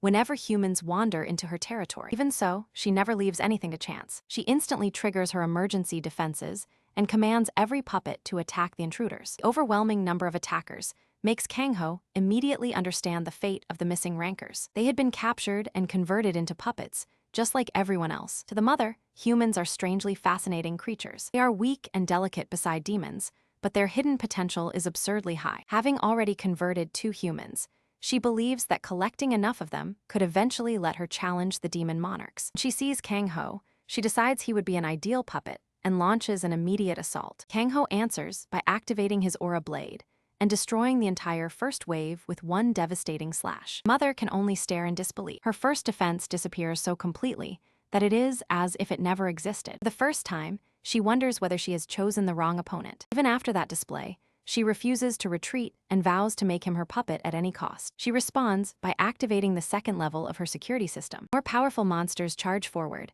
only to be crushed with the same ease. The second defense line vanishes as well, leaving the mother truly rattled. This horrifying scene feels disturbingly familiar to her. Old memories resurface as she recalls the enemy who once nearly destroyed her, making her wonder whether that nightmare has returned. Memories from her previous life suddenly flood her mind. Back then, she had been so helpless that she could not even lay a finger on that enemy's servants. All she could do was escape before losing her life. After entering this world through the dungeon gate, she believed she had finally found a place where nobody could threaten her. Unfortunately for her, that belief could not have been more wrong. The monster responsible for that trauma was none other than Theo. The realization enrages her, since she cannot understand why this nightmare has returned to destroy her life all over again. Meanwhile, the terrifying demon from her memories is off to the side, getting destroyed by the heat like a helpless idiot. He shamelessly asks King for a ride, only for King to tell him to stop whining and move faster. The mother pulls herself out of those memories and refocuses on the battle. Even against that demon, she is determined not to suffer another defeat. Using the mana stone she acquired, she has rapidly assembled a gigantic army. Certain that her strength is enough, she activates level 3 security and calls forth her royal guards. Colossal dragon suddenly materializes directly before Kang-ho. Without the slightest hesitation, Kang-ho leaps into its jaws and allows the dragon to swallow him. For a brief moment, everyone believes he has just committed suicide. Mother assumes victory is hers, unaware that Kang-ho is already tearing the dragon apart from within. Seconds later, he rips the creature apart internally and kills it on the spot. That is when the mother finally begins to panic. Her third defensive line has been erased just as completely as the others. To make matters worse, she can no longer detect where Kang-ho is. Kang-ho suddenly appears behind her and remarks that he never expected to encounter a plant-type monster. Mother is stunned, unable to understand when he managed to get behind her. Moonchae then tries to bite the mother as if she were a chew toy, but Kang-ho quickly orders him to stop. Mother freezes while staring at the tiny creature, completely baffled by what kind of bizarre monster it could be. A moment later, King and Theo finally catch up with them. Kang-ho asks Theo whether this is the mother he mentioned, and the moment she sees the demon, she goes rigid. Theo confirms that she is the central body, then says her presence feels strangely familiar, causing the mother to angrily realize he is behind everything, wonder whether Kang-ho is another one of his subjects, swear that history will not repeat itself, activate the mana stone, and prompt Theo to recognize her plan immediately and warn that she intends to self-destruct while taking everyone with her. Kang-ho studies the mana stone and asks whether she is truly capable of causing an explosion that large. That question makes the mother hesitate. She cannot understand how he can remain so relaxed in this situation. Kang-ho advances and declares that negotiation is no longer an option. His first move is to eliminate the most dangerous component. The single precise attack, he cuts the mana stone away from her body. The mother instantly realizes what he is trying to do. Without the stone, her explosion will not have enough power to kill them all. Before she can respond, Kang-ho strikes a second time and severs her central body from the root network. She can only wonder what sort of monster could overpower her so effortlessly. Kang-ho then kicks her into the sky, allowing her own unstable power to finish the job. Once the chaos dies down, the surroundings gradually return to normal. King announces that he is taking a photo and uploading it to Discord. Theo admits that Kang-ho's power exceeds what he originally expected. Amid the aftermath, Kang-ho examines the mana stone he has just claimed. He identifies it as an eternal crystal, an artifact containing a mysterious power connected to the very essence of Earth. Wanting more information, Kang-ho tells Theo the item's name to see whether the demon recognizes it. Theo's completely empty. Factory reset expression makes it obvious that he has no clue. Guy probably cannot even remember his own phone password. King, however, is amazed that Kang-ho somehow knows the artifact's name. Kang-ho has completely forgotten that the system windows are visible only to him. Just then, Theo's memory finally starts connecting the pieces. After an absurdly long delay, He remembers Bale once talking about hunting an object with a similar name. There is a chance he was talking about this very crystal. That possibility instantly captures Kang Ho's attention. Theo explains that Bale is the demon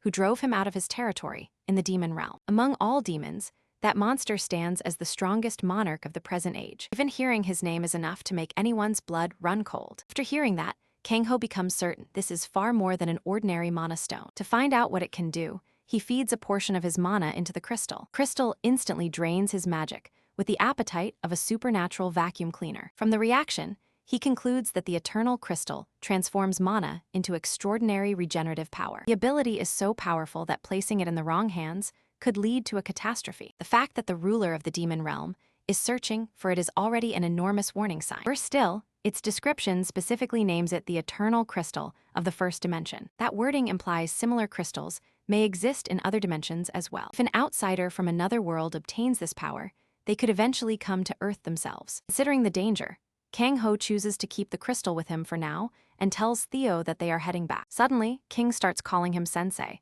and behaves as though he has officially joined the team. With the self-awareness of an overexcited golden retriever, he announces that he has finally discovered his life's purpose. That purpose is to train beneath his incredibly powerful master. Kang Ho appreciates the enthusiasm, but he has no desire to babysit a human-shaped headache. King handles the rejection surprisingly well and begs for a single opportunity. He even argues that his cooking should be reason enough to keep him around, but Kang Ho still tells him to find someone else to teach him. Stubborn idiot, however, refuses to take no for an answer. He reached his peak far too young and has now slammed into a brutal skill ceiling. So far, Kang Ho is the only person who has ever pushed him beyond those limits. Always looking for an angle, Theo whispers that having a dedicated cook around would be useful, especially since their current food tastes like reheated trash. Even so, Kang Ho still suspects bringing King along will be more trouble than it is worth. King is already ranked as a double S-class hunter. Someone his age would never reach that rank without being trained by an elite master from childhood. King's ridiculously cheerful golden retriever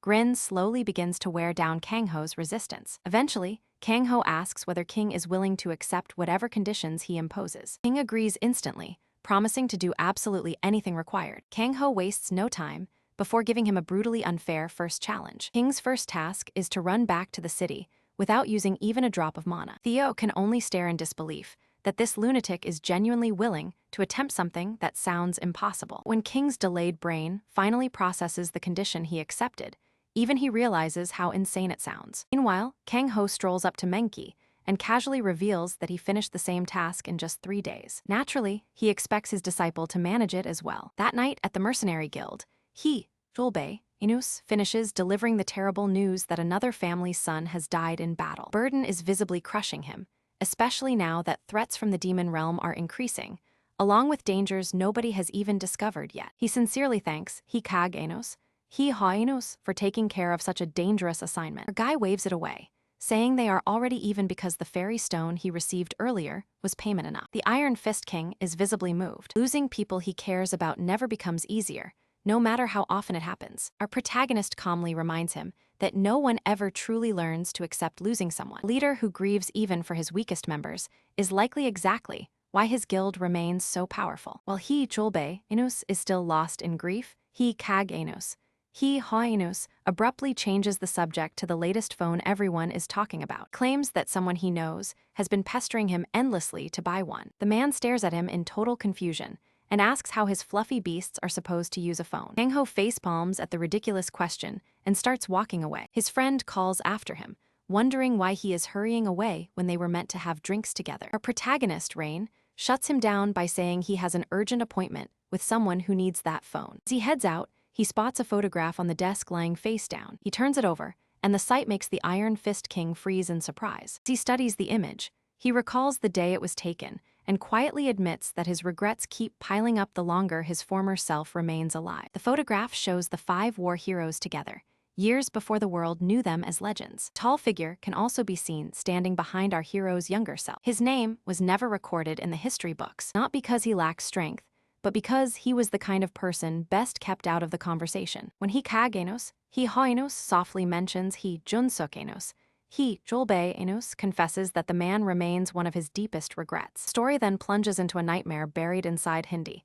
He Ta-Enos Hindi, he He-Enos Hindi, he ya enos hindi, he ha enos tikas memories. He is transported back to the most horrific storm he ever saw in the demon realm. Thunder rips across the heavens while his familiar army, the very guards defending his territory, is slaughtered within minutes. Before his eyes, his enormous castle collapses into nothing but fire and smoke. Cannot fight back, because the mastermind is the very demon whose memory still torments him. Theo's entire body shakes at the thought of Hebal, Nus, the most terrifying monarch in the demon realm. Theo remembers a flawless black magic stone resting in Baal's hand, the source of his overwhelming strength. Worst part was that this attack was a complete betrayal. They had agreed to stay out of each other's affairs, but Baal broke that agreement and attacked regardless. When Theo demanded an explanation, Baal could not even be bothered to answer, only smiled arrogantly, as though mocking Theo for believing some worthless promise could keep him safe. Baal attacked without a second thought and drained nearly all his magic, leaving just enough to keep him breathing. While Theo cried out in agony, the demon calmly announced that he was about to reach a higher level. That evolution, he needed the magic of Theo's sea wraiths, so Theo should consider himself honored to serve as the stepping stone. Just as he reaches his breaking point, the nightmare jolts Theo awake in bed. For one horrifying moment, he thinks someone is draining his mana, only to discover that a tiny demonic furball is actually doing it. Kang Ho sees the absurd sight and instantly orders Siala, Nus, to stop licking that filthy demon before she catches his germs. This life may be humiliating, but Theo decides it is still infinitely better than facing Baal again. When Theo rises, a little bone falls from his pocket onto the floor. Our hero spots it and asks what the bone belongs to. Theo casually says it belonged to the familiar who was closest to him. His eyes reveal how important the creature was, but then Theo completely destroys the serious mood by claiming that familiar was his father, the mighty Theo the First. Kang Ho almost spits out his coffee when he hears that. He spends a moment staring blankly, trying to understand the absolute nonsense coming out of Theo's mouth. Eventually, he lets it go and assumes demons probably have bizarre naming traditions for their familiars. Next morning, Johanna, Nus cheerfully flies through the garden, declaring that everything feels more peaceful than ever. The battle bees he brought earlier have turned out to be extremely useful for looking after the orchard. Our hero finally appears, strolling through the flowers as the fairy continues her cheerful commentary. Theo poses like an incredibly proud father and says he always knew his babies would grow up this impressive. Suddenly, a tiny, adorable furball charges at him, but he happily sidesteps the surprise attack. Sayola responds with nothing but a chilly glare before chasing him across the garden, while the other two simply watch the chaos unfold. Kang Ho suddenly remembers something and tells them he brought a reward for all their hard work. He pulls out one of the dumplings he prepared earlier, leaving the fairy princess stunned. He assures her that he diluted them to reduce their potency, making them safe for everyone to eat. Thoughtful gift nearly makes Johanna cry, but before she can launch into another musical number, our guy quickly warns her that dancing is not allowed. She thanks him for the food and immediately takes a bite. Almost at once,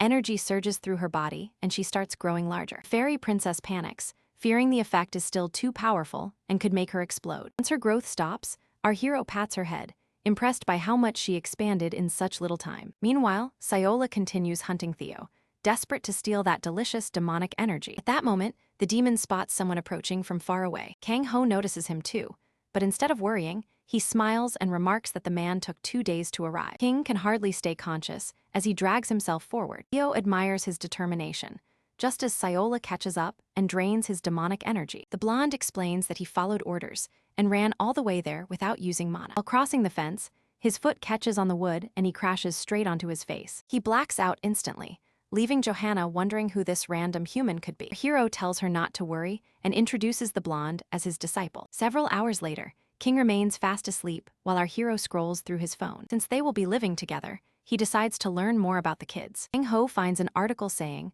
that King is scheduled to face Pyro in a ranked match. That immediately grabs his attention, and he recalls that Pyro belongs to the Leviathan Guild. Leviathan is an ancient magic guild famous for raising exceptionally powerful magic-type awakeners. Its leader is Taenos, Yagenos, a double S-rank awakener. He is notorious for insulting the 5 war heroes at every opportunity and maintaining a terrible relationship with them. Because King is a magic-type awakener too, Kang Ho realizes that only one person might have the answers he needs. Dials a number and says he needs to ask something important. Mina answers cheerfully and teases him by asking what the King of Beasts could possibly want from her. Kang Ho skips the small talk and asks directly about King's connection with Pyro. Mina tells him that their relationship is far from friendly. King belonged to the Leviathan clan until he left 16 years ago, and the situation has been hostile ever since. Our hero takes a moment to process what he has just learned. The following day, King wakes up feeling completely refreshed. He looks around and discovers that he is stranded in the middle of nowhere. Back at the house,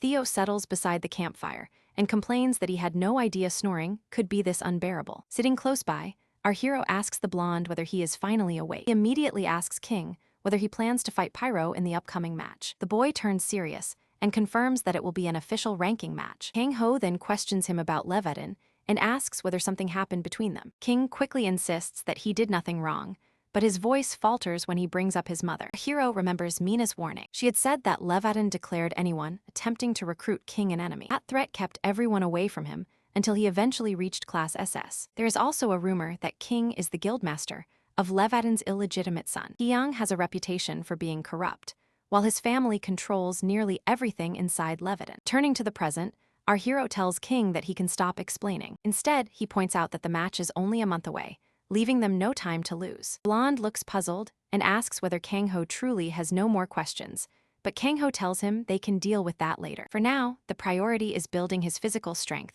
while his mana core remains sealed. King gets thrilled and celebrates loudly, leaving our hero completely baffled. The blonde confidently claims that he can manage any running exercise now. Then his legs suddenly feel impossibly heavy, making him ask about the weights strapped to his ankles. Kang Ho explains that they are special weights made from dense stone, each weighing a supposedly light 300 kilograms. The blonde is even more stunned that Kang Ho considers 300 kilograms light. Our hero explains that anyone with a clear goal can keep improving day after day through constant training. He adds that when someone is pushed to the brink of death, the body can release hidden reserves of energy. King becomes uneasy and asks what sort of danger he means, but Enos Tikas growl cuts him off. The moment King pauses, our hero gives the saber tiger permission to bite him, and the chase starts instantly. Our hero is impressed that, despite his terrible form, the blonde keeps running instead of losing speed right away. He thinks that the truth about Taeyang will leave everyone stunned once it comes out. The fight ahead, the special training officially begins in full force. The next day, King questions our hero about the fresh weights attached to his chest, arms, and legs. He asks their weight because he is literally sinking into the snow while standing still. Kang Ho tells him that learning the exact number would only create unnecessary mental pressure. He then turns to Jiala Enos, and orders her to prepare too. The white furball looks startled when called, then deliberately turns away as though she has been insulted. Hero has no idea what is going on with her. Seola was useless during the battle with Mother Crypt, and now she is practically begging for another fight. All that bottled up frustration has only made her hunger for Theo's demonic mana even stronger. That is why she has started training with the very equipment Menki used in his younger days. The saber tiger roars, and the two trainees finally move as our hero tells Menki to bite them whenever they slow down. He opens the article sent by the Iron Fist King and sees Kei Hong once again insulting the 5 heroes, calling them pathetic failures at every opportunity. Kang Ho thinks the guildmaster should spend that energy looking after his own members instead of attacking the heroes. By sunset, the 2 trainees stumble back to the house, so exhausted they can barely remain standing. King thanks our hero for the training, and Kang Ho admits that their endurance has impressed him. Both collapse onto the ground, and the blonde says his resilience is the only reason he has survived this far. King then asks where Theo is, since he is nowhere to be seen. Our hero explains that Theo got fed up with the snoring and chose to sleep in the orchard. 2 share a drink, and King finally begins talking, admitting that everyone is probably curious about the rumors. Kang Ho says that at his age, you learn that rumors are usually only half true. King replies that the remaining half is usually true as well. He thanks our hero for helping him when nobody else ever would, then decides to reveal the whole story. At the heart of Daejeon Enos stood a massive estate known as Levedon. A young boy named Seogjeon Enos lived there, the same child who would one day become king. The child wakes up inside a dusty storage room hidden within the enormous mansion. His mother is missing, but he knows she always gets up early to take care of the kitchen. Though they lived like beggars inside that enormous mansion, mother and son always smiled whenever they met. One day, Seongjun is ordered to clean the private training area. Inside the training room, he grows curious after watching the students struggle to control their mana. Seongjun controls his own mana with ease and cannot understand why everyone else is struggling so badly. Then a voice comes from behind him, commenting on the muse he awakened by himself, with the same wind element he possesses. The person standing behind him is the guild leader, Taeyang. The boy quickly disperses his mana and greets him, but the guildmaster studies him with a stern expression. Another boy from the training room scoffs in disbelief that trash like him could awaken wind abilities. The speaker is Taewang, one of the guildmaster's legitimate sons, who will eventually become known as Pyro. 5 other children stand beside him, glaring at King with undisguised hatred. What Seongjun does not know is that the guildmaster deliberately arranged this scene to provoke his own children. After that day, Ti-Weng starts tormenting him, but King bears it all because he is determined to become stronger. He wants to become a powerful awakener and give his mother the life she deserves. That dream gives him the strength to endure every cruelty thrown at him, but it also becomes painfully obvious that there is one line he absolutely cannot let anyone cross. One day, he rushes into the courtyard and finds the white-haired boy shoving filthy rice into his mother's mouth, while whining about the stones mixed in it. The sight makes him snap, and he charges forward to put an end to it. Ti-Weng is too stunned to respond when King unleashes his wind power and blasts him away. Furious, Pyro summons his fire magic and declares that they should end this conflict right there. He begins hurling insults at King, calling him nothing more than a mistake. King freezes in shock, but his mother throws herself in front of him and receives the attack instead. Despite everything they had suffered together, he still failed to give his mother the life he dreamed of. With her final breaths, she looked at her son and apologized for all of it. That was the tragedy that took place in Levaden 16 years ago. Afterward, everyone carried on as though nothing had happened, and the truth was hidden away. King was expelled from the very place where he had grown up. Back in the present, the blonde explains that he eventually understood his mother had never wanted any of it. He adds that she was genuinely a kind-hearted woman. He believes Levaden spread those rumors to make sure nobody would accept him. That forced him into disputed zones, where he survived in abandoned buildings by hunting monsters. Eventually, he achieved SSS rank, and people finally stopped interfering with him. He insists again that neither he nor his mother deserved any of what happened to them. Blonde admits that nobody will probably believe his story, but collapses before he can continue. Our hero tells him that he believes every word, because he already knows exactly what kind of man Ti-Young is. He tells the blonde to sleep peacefully, promising that he will neither mistreat him nor abandon him. As a child, King hated being alone at night, so he would watch videos on television. One of those videos showed him a hero. It was a man in a yellow tracksuit who defeated every enemy that came his way. Whatever happened, the man kept smiling, even when everything was going against him. Inspired by him, King began smiling too. Whenever he missed his mother or life became painful, he continued to smile until that smile helped him grow stronger. That conviction pushed him all the way to SS rank, earning him the name King. That very night, King relives his mother's death in a nightmare and jolts awake with a scream. Once his breathing settles, he looks at his phone and realizes the ranking match is only 3 days away. Sitting upright, he realizes that the same miserable nightmare has come back yet again. And the childhood hero he once looked up to crosses his mind, bringing a smile back to his face. He puts the heavy vest back on, heads outside, and begins running with a promise to keep smiling through every hardship. Kang Ho catches up without even trying and remarks that King's movements are much sharper now. King, however, is more amazed that his master is only walking and somehow matching his running pace. Kang Ho turns serious and points out that the ranking match is almost here. That means there is one urgent task they need to handle immediately. He figures the old incident is still haunting King, which explains the recurring nightmares and leaves the blonde stunned. Trauma never stays hidden forever.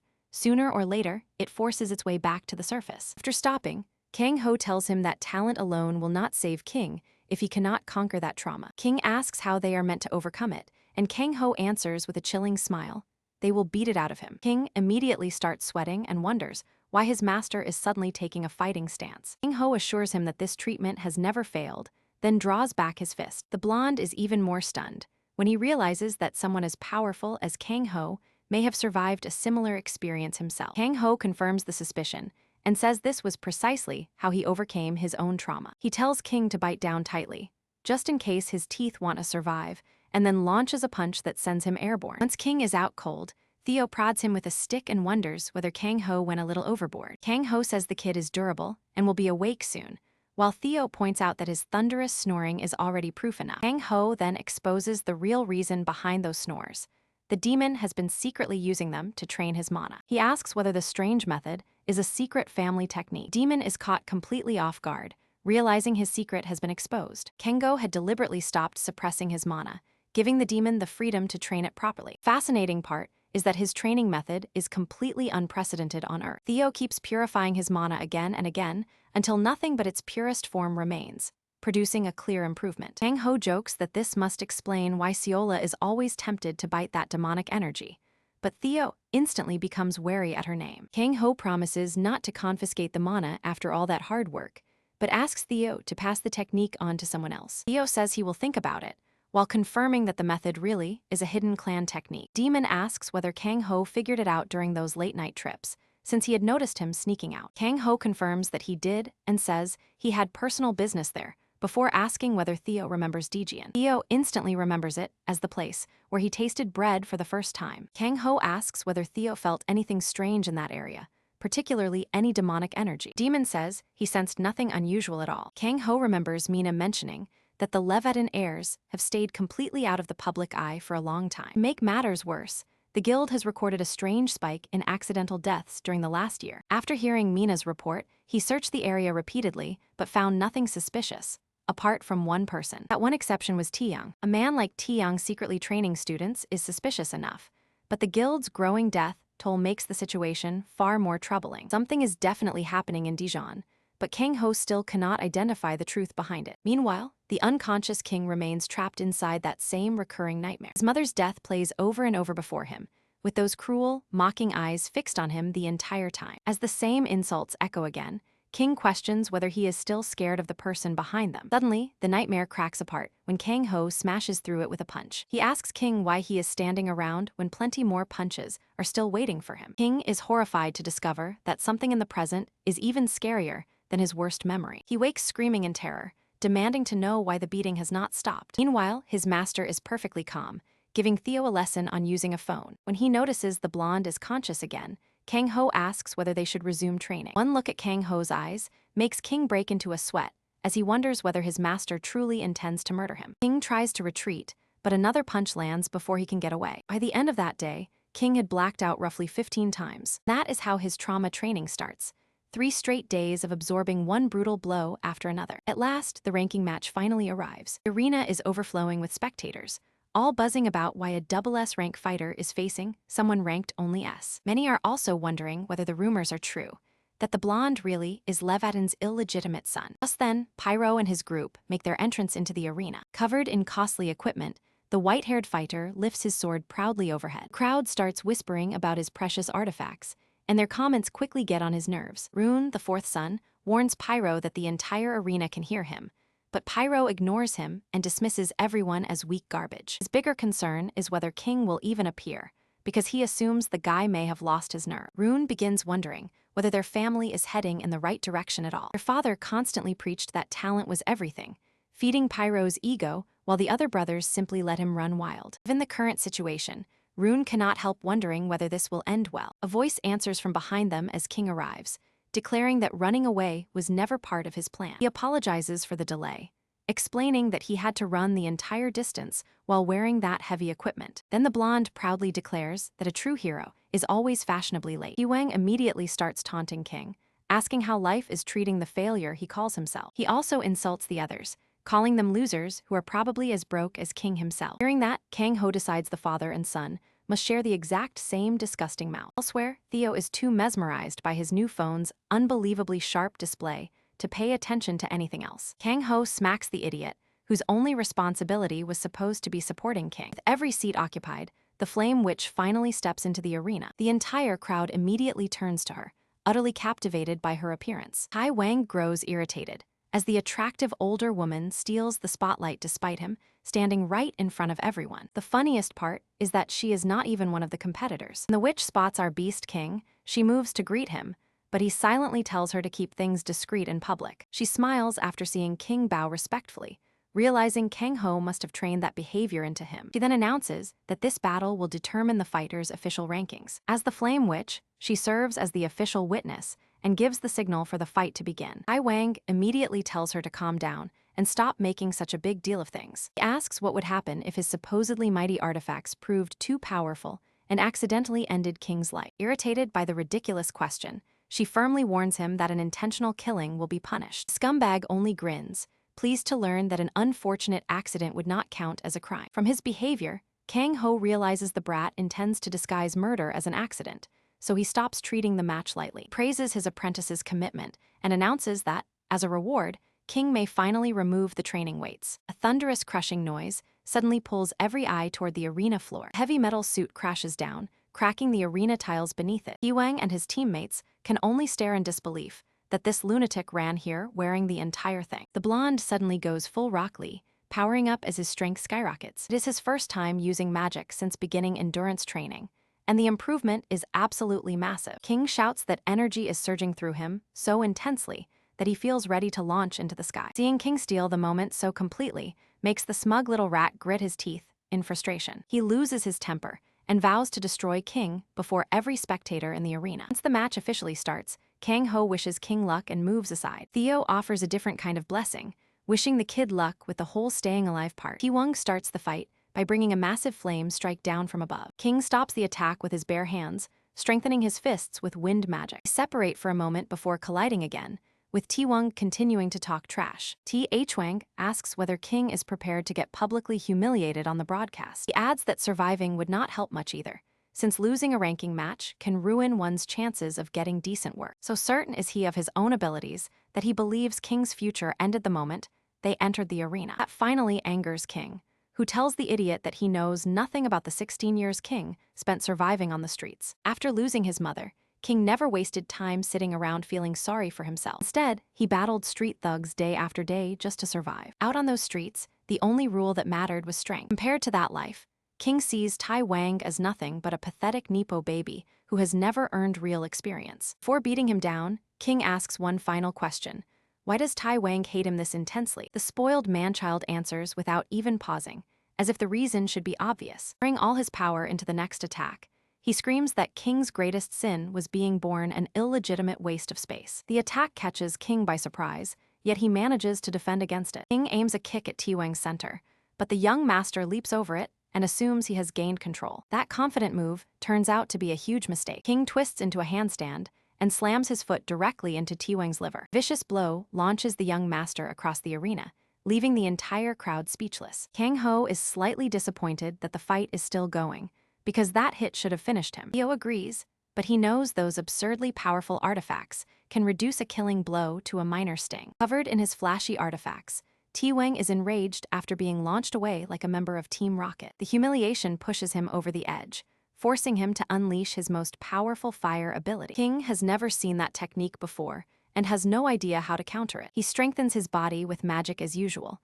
but those flames appear hot enough to turn him into charcoal. Even Theo briefly becomes nervous, while Kang Ho remains completely calm. That is because Kang Ho had already withdrawn some money in preparation for exactly this kind of situation. Trapped in the firestorm, King begins doubting he can survive flames that feel every bit as frightening as those from his nightmares. Then King realizes that something about the situation does not make sense. He cannot understand why he and his flimsy barrier have not been roasted alive yet. Then he remembers the artifact gloves Kang Ho gave him. Kang Ho had anticipated the danger from Ti-Wang's artifact-enhanced flames and instructed King to hide the gloves beneath his bandages. He refused to let his apprentice lose, simply because King could not afford decent equipment. King nearly breaks down in tears when he realizes, for the first time, that he is no longer fighting by himself. For once, someone is standing behind him. Still hovering above the arena, Tai Wang shouts that the battle is about to end. King fires back that Tai Wang has done nothing but talk, and those flames are pathetic compared with his master's fists. Spoiled brat goes rigid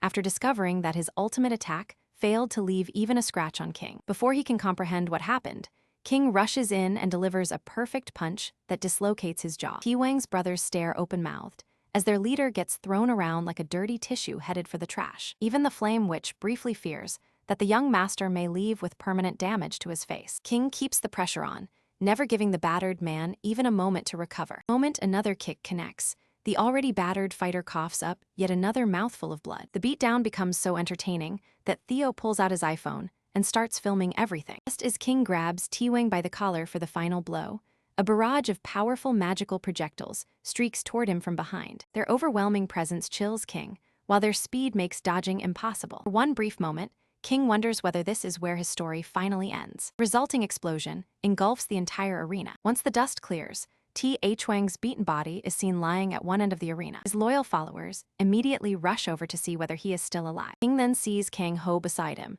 having protected him from the deadly surprise attack. King turns toward the attacker and asks whether he is truly petty enough to interfere in a battle between children. The person entering the arena is none other than Leviathan's leader, Ti-Yang. He is clearly furious to see Kang Ho, grinding his teeth the instant their eyes lock. The entire arena is stunned to see the legendary Wind Lord, famous for his unrivaled command of wind magic. His appearance shocks them, because the guild leader was supposedly secluded in training. What surprises them even more is that Kang Ho withstands the Wind Lord's attack directly. Someone suddenly asks whether Kang Ho could truly be the Beast King, one of the legendary 5 war heroes. His absurdly youthful and handsome face makes the rumor difficult to accept. Ti-hoon grows nervous, knowing how intensely their father despises the 5 heroes. One of the heroes their father blames for stealing his fame and fortune is now standing directly before him. Taeyang always told his sons that those so-called heroes had Junsuk, his twin brother, killed to claim a larger portion of the rewards. Seeing his strongest son beaten and broken,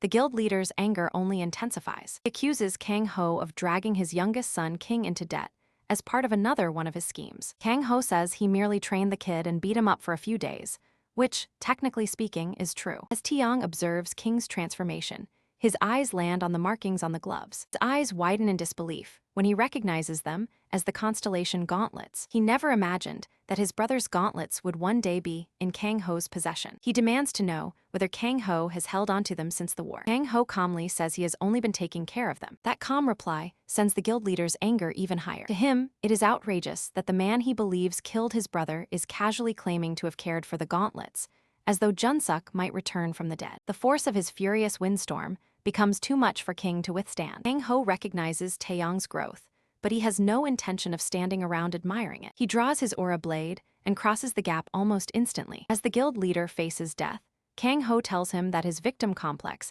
has remained exactly the same all these years. And apparently, his face is still just as deserving of a punch as ever. Young's sons stare helplessly as the father they worship is folded in mere seconds. Kang Ho warns the old man to put an end to his ridiculous hate campaign. Freedom of speech is fine, but endless barking from an idiot like him crosses the line. The guild leader smirks and asks whether Kang Ho plans to become King's personal guardian. Kang Ho says that choice belongs to King, depending on whether he wants to continue fighting or give up. With no alternatives left, the Levitan leader orders his sons to pull out. After hearing the order, Ti-hoon respectfully speaks to King, completely catching him by surprise. The green-haired son finally apologizes for all the harm he caused. Since nobody has ever sincerely apologized to him before, King is completely lost for words. Kang Ho steps in and answers on his behalf. He makes it clear that Levitan's leader cannot simply escape after trying to kill King during an official ranking match. To everyone's surprise, the He Plame Enos, He Vit Nus also declares that the association will record the incident officially. Guild leader clearly hates hearing that,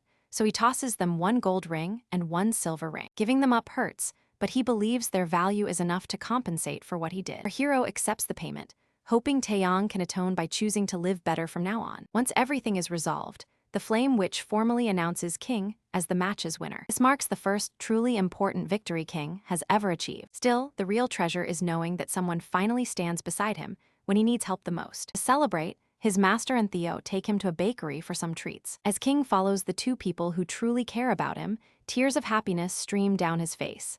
Elsewhere, on a deserted battlefield, Junsuk asks his partner for a favor. His partner keeps gulping down his drink and refuses to respond, clearly wanting nothing to do with the conversation. Even so, the friend who looks like Junsuk goes ahead and says it. He asks that, if everything goes wrong, his partner be the one to end his life. That immediately annoys the other man, who tells the idiot to stop smiling like a hero while spouting dramatic nonsense. Now thoroughly irritated, he complains that this ridiculous conversation has spoiled the beautiful weather. Junsuk agrees that the sunny day is lovely, then makes one last request: stop pretending and wake up. Right then, Kang Ho jolts awake, still confused by the bizarre dream he experienced. Notices that he fell asleep, while Theo and King excitedly scrolled through their phones. When Kang Ho asks what the excitement is about, King shows him a news article covering his victory. Beast King's unexpected appearance during the match has also become the biggest headline. King is thrilled that his master is receiving so much publicity, but the old man tells him to stop obsessing over the phone and appreciate the luxury apartment they were given. Pampered rich kid casually points out that this apartment is hardly fancier than his previous penthouse overlooking the river. Ignoring that comment, our hero asks what it feels like to finally get one over on the people who ruined his life. Theo assumes the victory must feel incredible, but King says the fight mainly showed him how far his abilities still fall short. Then thanks his master for lending him the precious gloves that made the victory possible. King bows respectfully and attempts to return the gloves, convinced he has not earned the right to wear them. He admits that both the Wind Lord and even the Flame Witch could still beat him. Theo is left completely stunned by King's humility. Kang Ho, however, praises him for showing such a mature attitude. Then, as a reward, he throws both the gold and silver rings over to King. The moment they reach him, the young man feels the immense power radiating from both treasures. His master explains that Tai Yong offered them as compensation because he considered the treasures equal in value to King's life. Rather than celebrating, King tightens his fists, grits his teeth, and softly insists that he remains unworthy. Living in the same age as legendary heroes leaves him with only two options in his mind. He can spend his life complaining, or he can train until he rises to their level. Fueled by determination, King promises Kang Ho that someday his own life will be worth much more than the value of 2 rings. In his heart, he swears to grow powerful enough to rule the world just as his sensei does. At that exact moment, King's phone rings, and the caller turns out to be Nappa Guild's vice master. King immediately shuts him down, saying he has no time for empty congratulations or pointless praise. The vice master quickly explains that a serious incident has occurred, and Nappa Guild desperately needs King's assistance. Just minutes earlier, someone had robbed the guild master's private vault. The calling card left at the scene convinces him that only one culprit fits, the Phantom. Hearing that name instantly reminds Kang Ho of the notorious thief, whose fame has exploded recently. The Phantom uses the same routine every time.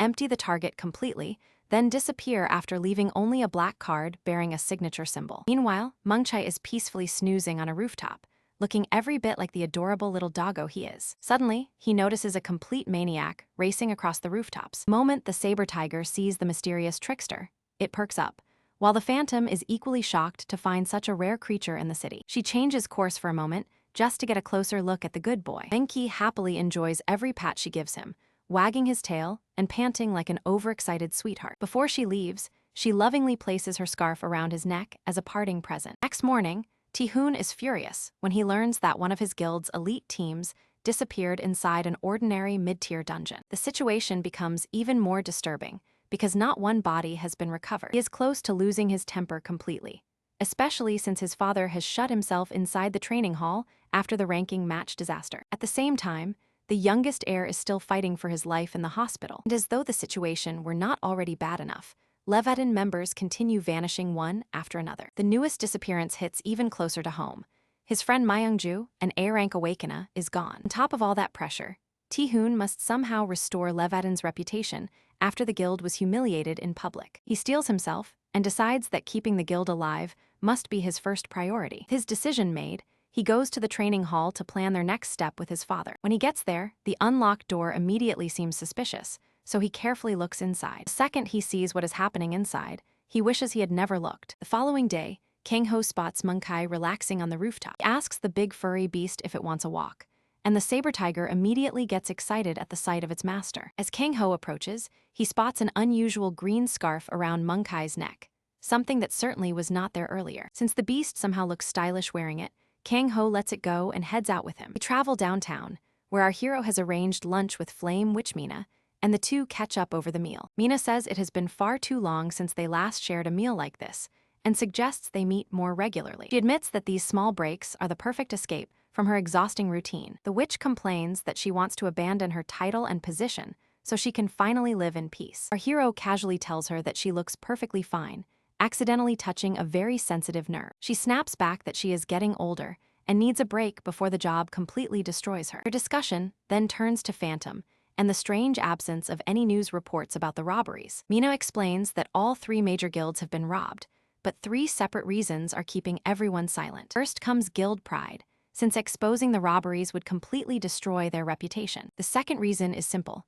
Phantom operates on an entirely different level. Every time, the thief leaves behind 0 usable clues apart from that signature calling card. Finally, everything stolen was acquired through questionable methods, so revealing the losses would invite questions the guilds desperately want to avoid. Our protagonist agrees that, given those reasons, keeping the entire matter secret makes perfect sense. Mina holds her head in frustration, complaining that the guilds are wrecking the city in their desperate hunt for Phantom. She adds that the public panic has become her responsibility, even while she is still trying to handle the Levatin disaster. Kang Ho attempts to reassure her and asks about the current situation inside Levatin. He recalls fighting Tai Yong in the arena and noticing that the guild master looked younger than he had at the war's conclusion. Mina admits she knows little about the guild's present condition, adding that Kang Ho seems to be the only one dominating the headlines lately. Apparently, Tai Yong is not considered a major public figure either, since he entered isolated training after coming back as the sole survivor of the Antares raid. Flame Witch pities Levatin's Vice Guild master,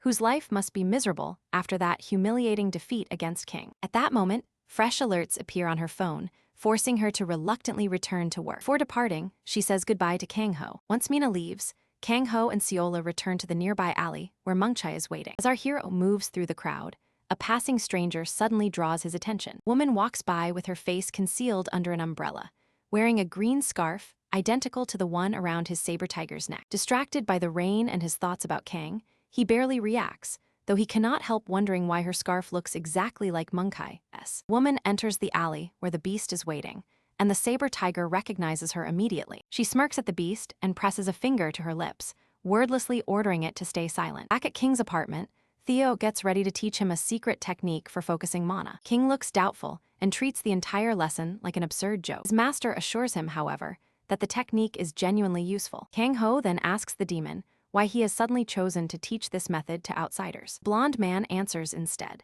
saying the demon felt ashamed of carrying an SS rank without having the ability to live up to it. Demon Sensei gathers mana between his palms and instructs his student to imitate the motion. Meanwhile, our hero pours a drink and gazes through the penthouse window at the parking lot below. Sports car pulls up outside the building, and Taehoon steps out. The Vice Guild master confirms that this is King's residence, then heads toward the penthouse. Kang Ho warns his two roommates about the surprise visitor and tells them to stop training temporarily. A few minutes later, Taehoon is seated across the sofa from his younger brother. King asks how he located the apartment, and Taehoon replies that someone with his connections can find anyone easily. Blonde man asks directly what he wants, leaving his guests speechless. Taehoon wonders how he could possibly request help after making King endure years of bullying and misery during childhood. He recalls standing by while T.H. beat King, choosing silence simply to protect his own peace of mind. Believing he has no right to seek anything from King, Taehoon apologizes again for the bullying and prepares to leave. As Taehoon reaches the door,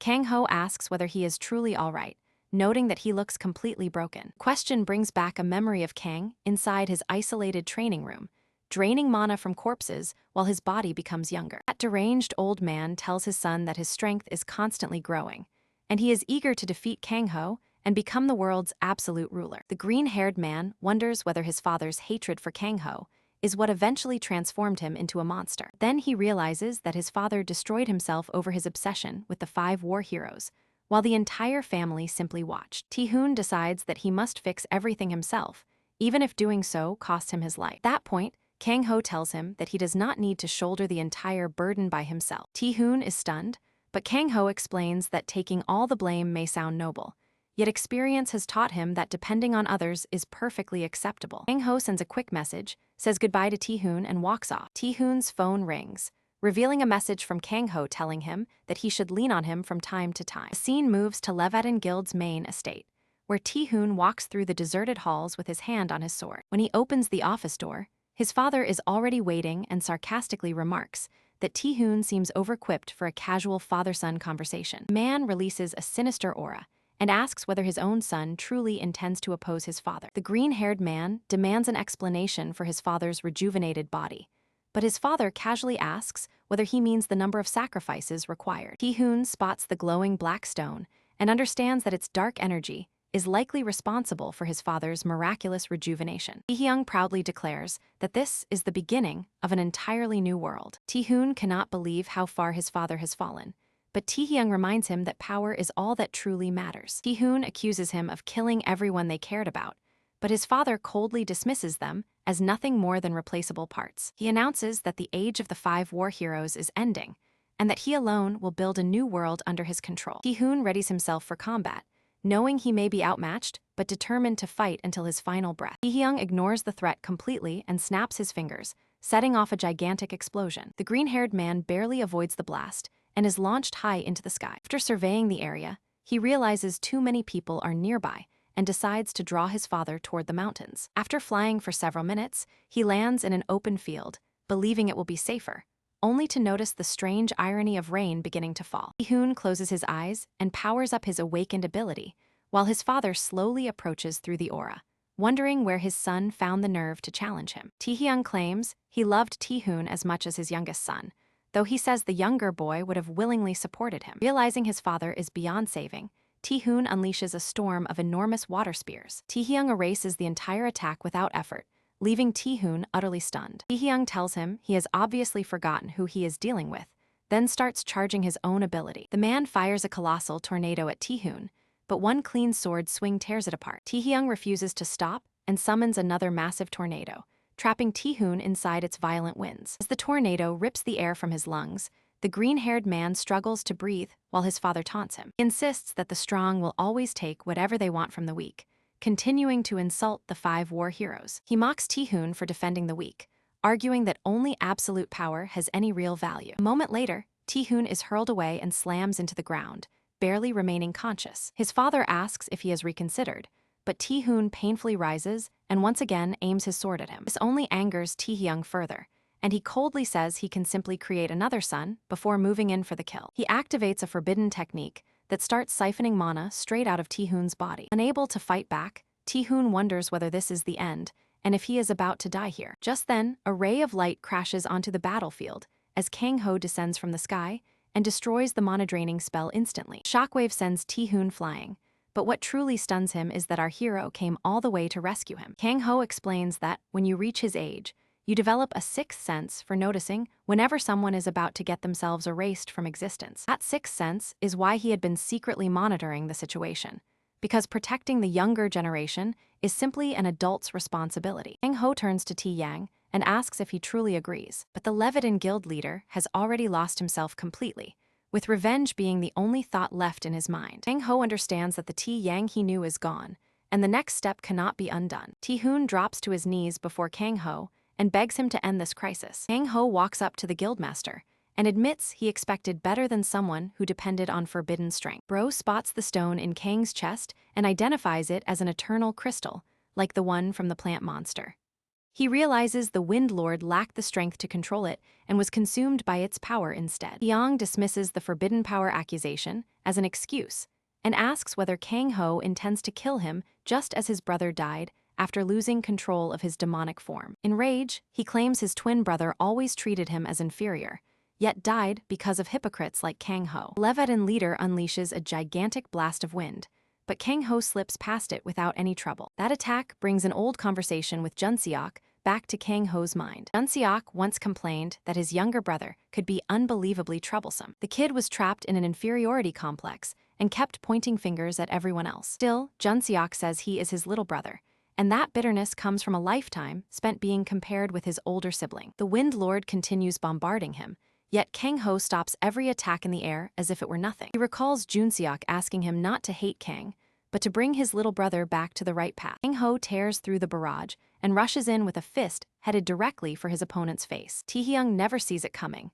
and Kang-ho's seemingly endless strength drives him hard into the ground. Kang-ho keeps hammering him with punches while demanding to know why he made his own son do something so terrible. He orders the man to give up that power, since it is obvious he has no control over it. Using the opening, the Wind Lord laughs and attempts to drain Kang-ho's mana. He insists that absorbing this energy will finally give him enough strength to control the crystal. Crystal in Kang's chest shines brighter as he releases the Wind Lord and tells him to take all the energy he wants. The weakened Leviton leader becomes flooded with energy, quickly losing control and screaming that the power is far beyond what he can endure. Kang-ho's face hardens as he rips the crystal from the man's chest, listening to his enemy's painful final screams. As his body dissolves into mana, the Leviton leader concedes that even his power could not defeat Kang-ho and wonders where that overwhelming energy truly came from before dying. Tae-hoon comes forward from behind and kneels next to his father, tears filling his eyes. He reflects that a son continues to admire his father, even when the man has chosen the wrong path. A son depends on his father throughout his entire life. That is why, even after everything falls apart, a son can still love his father deeply despite every mistake and imperfection. Tae-hoon weeps over his father's remains, genuinely heartbroken by the way everything ended. Kang-ho stands nearby, silently watching with a burdened heart. He resolves to tell Tae-hoon the full story if the boy asks, so they can learn from the past and prevent this tragedy from repeating. Back in the penthouse, Kang-ho sits slumped over, looking unusually miserable. Saeola approaches from behind and checks whether he has been injured. Eun-kai joins them, and both pets curl up against their master to cheer him up. Leo tells his roommate that the crystal they found resembles the one Bale used to drain every demon's power. Kang-ho asks whether Bale stole anything besides their powers, but Theo only says that Bale eliminated his familiars and absorbed all his demonic energy. According to Theo, that bastard needed the energy to rise into a higher world. That transformation apparently requires the power of a demonic seed. Kang-ho starts wondering if the demon had another objective besides gaining that power. He sets the thought aside and asks for King, who immediately appears dressed and prepared to leave. King explains that Nappa Guild sent an emergency request because they are hunting Phantom. Far beyond Seoul, Phantom jumps from a building and uses a telephone cable to swing onto another rooftop. She races for her life while trying to lose the bounty hunters dispatched by Nappa Guild. The thief ducks behind a building to rest and examines the bleeding wound on her thigh, frustrated as it continues sapping her energy. The hunters close in, checking every hiding place while discussing the enormous reward Nappa has offered for her capture. One hunter jokes that refusing such a lucrative contract would be completely insane. Phantom breaks into a nervous sweat when she realizes how many people have been hired to bring her in. She finally understands just how much influence the three major guilds possess. Without warning, a knife-wielding hand bursts through the wall, but Phantom evades the stab and bolts away. A creepy man wrapped entirely in bandages crawls out after her and gives chase. Phantom keeps running, narrowly dodging the hunter's attacks before landing on yet another rooftop. Ahead of her, King waits with an irritatingly confident grin. King fires an attack that misses Phantom by a hair, yet lands perfectly on her pursuers and sends them in the wrong direction. Phantom cannot believe a legendary Awakener could miss from point-blank range. King casually waves, and Phantom lands safely on Menki's soft fur below. The exhausted girl instantly passes out on the beast, despite telling herself she still has to run. Kang-ho stands nearby, signals to his pets, and confidently orders the hidden intruder to reveal himself. The same attacker suddenly emerges from a puddle and asks whether Kang-ho is the legendary Beast King. He follows up by asking if Kang-ho has spotted the thief hiding somewhere in the area. Kang-ho flatly denies seeing anyone, while his beasts glare menacingly at the suspicious hunter. Sensing the threat immediately, the man chooses not to take chances and slips back into the puddle. Meanwhile, Phantom remains sound asleep and safely concealed on Menki's back. When Phantom wakes, she hears the others arguing about the house not having enough room. They even start debating whether buying another bed would solve the problem. Phantom finds them incredibly irritating and worries that they may punish her for everything she has done. She also wonders who this bizarre trio really is and why they are creating such a ridiculous racket. While the loud discussion carries on, Phantom realizes nobody has noticed that she has woken up. That unnoticed moment gives her the perfect opportunity to flee, but opening her eyes reveals a problem. Her suit is gone, and CLHWA is peacefully sleeping on her stomach while she lies in bed. Fox wakes and spots their guest, making an effort not to cause any noise. Unfortunately for her, the boys detect her presence immediately. Phantom switches to a friendly attitude and greets King and Kang-ho, making him realize that his arena battle with Tiang has made him widely recognizable. She asks what they intend to do with her, but Kang-ho admits they never had a plan because the whole rescue was the blonde guy's suggestion. He explains that Nappa put an enormous bounty on her, meaning she would have been in deep trouble without their intervention. Kang-ho points out that robbing every major vault made her the perfect example for the guilds, while also helping them cover up their own corruption. King agrees that Phantom should answer for her crimes, but executing her would be excessive, which is why they chose to intervene. King catches the fact that his boss called them a team, and his face instantly lights up. Kang-ho then asks why she became a thief at all, especially as a druid. He explains that druids are a rare people who share a close bond with spirits and draw their strength from nature. Druids normally stay far away from dirty schemes, making it strange that she attacked the three largest guilds and endangered herself doing it. Phantom asks whether honesty will save her, and Kang-ho assures her that punishment was never their intention. He reminds her that if they had wanted her dead, they would have finished the job much earlier. Theo points out that the door is unlocked, so she is free to leave whenever she chooses. Somehow, the conversation derails into a pointless debate about door locks, completely abandoning the original question. Annoyed, Phantom wonders why they asked her anything if they were never interested in hearing the answer. She covers her ears, desperately trying to protect the few brain cells she has left. Phantom finally explains that the real reason behind the attacks was her clan's treasure. Kang-ho realizes that Nappa Guild must have possessed some sort of druid treasure. She adds that last summer, while Nappa prepared for a raid, the guild approached her clan and offered a deal in exchange for a particular dungeon item. King confirms that the guild eventually broke its promise. After checking the guild's documents, King found a long record of fraud, making him regret ever working there. Kang-ho realizes this is the moment King is beginning to understand how the world really operates. That disappointment is only the first taste of the harsh reality waiting for him. Even so, Kang-ho feels proud of the path King is starting to take. With her story told, Phantom decides it is time to go. Argyle shows her the way out and returns her clothes at the same time. She changes back into them.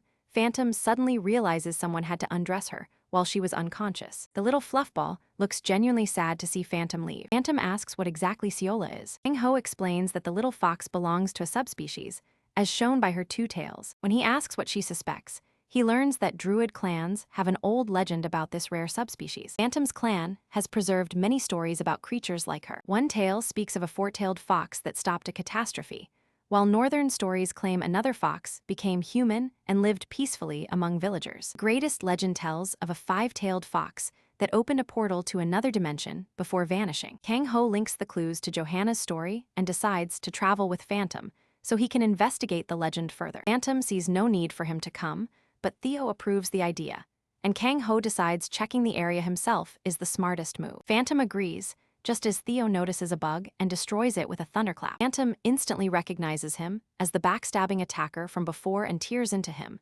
leaving King embarrassed for Theo. Kang Ho begs Phantom to step outside, while Theo looks stunned that she recognized him at all. Phantom admits Theo seems pretty relaxed in person and says she is looking forward to meeting him again. Theo is absolutely overjoyed. The guy suddenly starts imagining himself as Mr. Beast, convinced his 2-second appearance is about to make him famous. King struggles not to laugh before finally revealing the embarrassing truth to him. Theo gets one reality check after another when he discovers that the viral YouTube short is actually just him fooling around. Theo angrily blames Kang Ho for destroying his moment, while Kang Ho does everything possible to escape before things get worse. Phantom asks to be left at Yandongpo, where another druid guild is located. Kang Ho is surprised because he assumed she was going to Ganghwa Island. His comment shocks her, since only a few druids even know that island exists. Soon, they reach Ganghwa Island, a land still marked by the wounds of an old war. Mengchai lands with everyone, and Kang Ho lets him play as a reward. Phantom is stunned that Kang Ho also knows the exact location of their secret sanctuary. His unexplained knowledge worries Phantom, so she asks about his identity again. Kang Ho clears things up by revealing his connection with Neva. Neva is the elder who leads the druids. Before Phantom can react, a powerful gust suddenly sweeps through and leaves everyone stunned. The energy gathers inside the forest, causing tiny spirits to reveal themselves in defense of the sanctuary. Our adorable little marshmallow charges after them and sends every spirit fleeing through sheer cuteness. Unfortunately, Sayola ends up crashing straight into a bush. A gentle voice asks the little fox to slow down, explaining that her children scare easily. The elegant woman before them is Elder Neva herself. Phantom bows respectfully before the elder, who praises her for completing the mission successfully. Neva then looks toward the Beast King and remarks that he has not aged at all since their last meeting. Kang Ho silently returns the compliment, thinking she looks just as beautiful as before. The elder invites them into the druid's sanctuary, hidden throughout the forest. Shaola is completely mesmerized by the beautiful surroundings. Kang Ho asks whether she likes the place, and the little fox happily agrees. Kang Ho himself discovered this place 40 years ago while helping the druid clan relocate. As Shaola enjoys the scenery,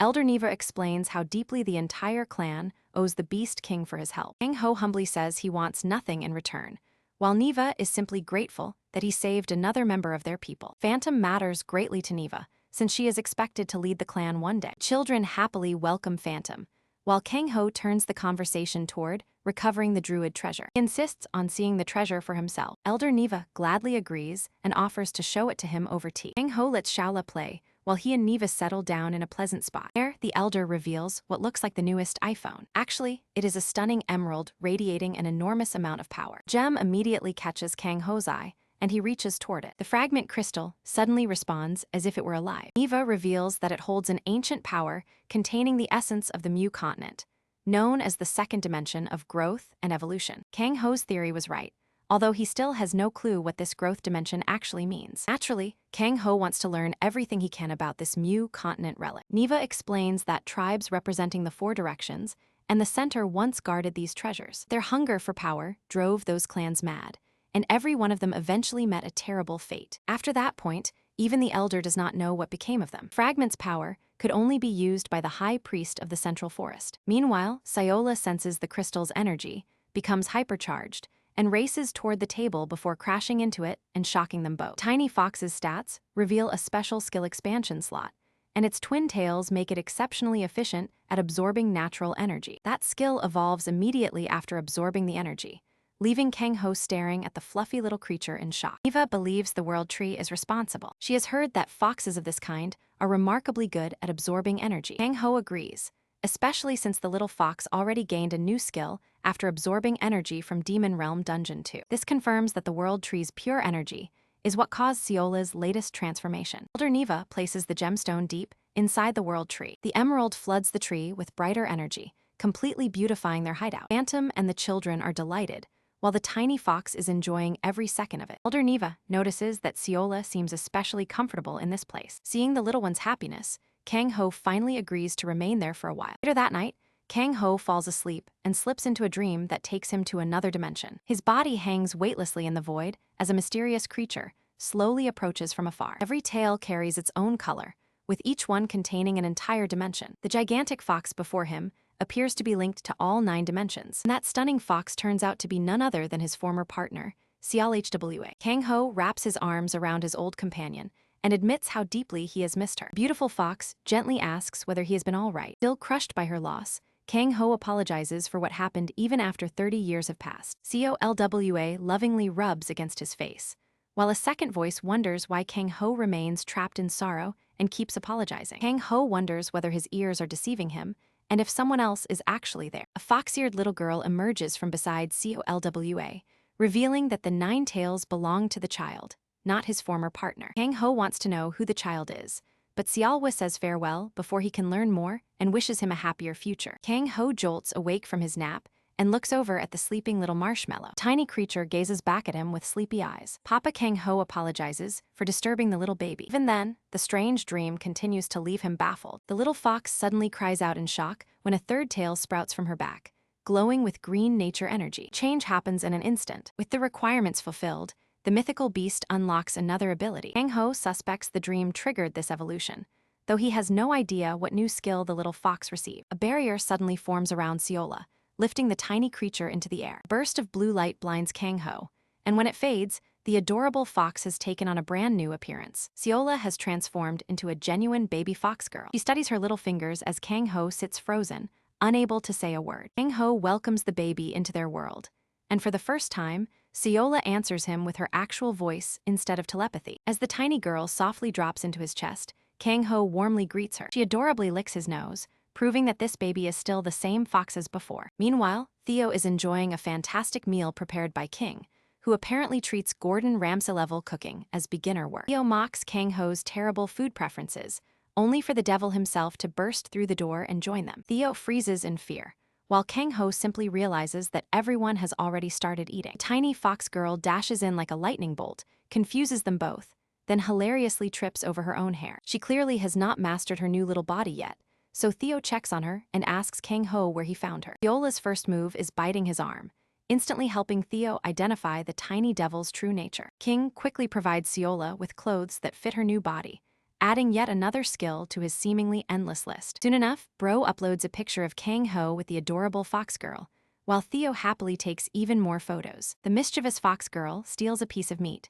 creating another adorable photo for the post. Kang Ho cannot believe how quickly kids in this era can upload photos to the internet. He happily watches the little girl eat, completely charmed by how adorable she looks. King jokes that Kang Ho has become an overprotective dad, just as the two of them receive details about the first quarter Awakena exam. Apparently, quite a few participants are aiming for the coveted SS rank. These Awakena evaluations take place once during every quarter of the year. Participants' rank depends on merit, calculated from several different factors. Awakenas also fight practice matches, and if you squint hard enough, you might notice Naruto's Rock Lee battling Tekken's Paul Phoenix in the background. King is already eager to train like crazy and crush the newcomers. Theo casually considers joining the competition too. The suggestion catches them off guard, but Theo simply wants to know whether he qualifies to participate. Kang Ho cannot read his motives and immediately grows suspicious. Theo pretends he has no hidden agenda, though his mind is occupied by an entirely different concern. He had once held the 4th position in the demonic realm, a rank famous enough to make him widely recognized there. The real world, however, is a completely different story. Here, he has no followers, no reputation, and everyone only knows him as a pathetic backstabber. Desperate to restore his pride, Theo plans to use the exam to clear his reputation, while pretending he only wants to measure his strength before his friends. King is confused by Theo's behavior, but Kang Ho is certain the demon is hiding something. Even so, Kang Ho asks about the deadline and discovers that applications are currently open. Kang Ho agrees to help Theo register, though he will need King's assistance to make it happen. Kang Ho offers help, but firmly warns Theo that killing anyone would ruin the entire plan. King defends Theo, saying the demon should already understand the rules, and Kang-ho eventually realizes that the guy simply needs employment. That realization actually makes the situation work in Theo's favor. While stroking the little marshmallow, Kang-ho promises that plenty of fun is coming their way. Cutting ahead to the arena, countless candidates are gathered for the upcoming exam. The arena is packed with the nation's top guildmasters, while ordinary awakeners see this exam as their biggest opportunity to climb the rankings. The announcer reminds everyone that obeying the staff is essential to prevent accidents. She then officially begins the year's first promotion examination. Among the contestants are top names such as the #1 S-ranker, Broken, and second-ranked Kang Tae-hoon. Fort is there too, the latest rising star making his way up the rankings. Chelby eagerly waits to see how his prized student performs. The old man still cannot process the fact that the little fox has turned into an adorable girl. Sitting in Chelby's office, Kang-ho admits that he is still getting used to the transformation too. He is equally puzzled by the toy stalls outside the arena, since the whole thing feels bizarre. Chelby skips the explanation and asks about the newcomer Theo accompanying Kang-ho. MC confirms Theo's identity, while conveniently forgetting the nickname they had given him. Shaola reacts as Theo arrives dressed sharply in a suit, immediately mocking the other contestants. A rough-looking contestant mistakes Theo's fancy suit for arrogance and rushes him, expecting a quick and easy victory. King tells the attacker to be careful, leaving the bald man stunned that even he is supporting the suited newcomer. King orders Theo to hold back, but hearing someone warn your opponent not to kill you is usually a terrible sign. Theo promises to go easy, then summons a familiar and spreads a veil of shadows across the arena. But unlike Sung Jinwoo summoning an entire army, Theo brings out just one skeleton. Chelby is baffled by the choice, while Theo orders his father to display the power of the Italug family. As the skeleton moves in to attack, Kang-ho waits to see what happens next. The skeleton suddenly crumbles into ash, confusing the bulky opponent, before reappearing with a brutal kick to his face. It had simply turned invisible and materialized again at the perfect moment. One strike is all it takes to knock the opponent out. Theo laughs at everyone who was foolish enough to underestimate his family's power. Chelby becomes deeply interested in the strange newcomer Kang-ho brought along. Suddenly, Kang-ho spots a familiar face stepping into the arena. A man glances at him and then teleports into the room at absurd, godlike speed. The newcomer is Karen, a frontline warrior who continues to fight at his absolute best. Karen notices the little girl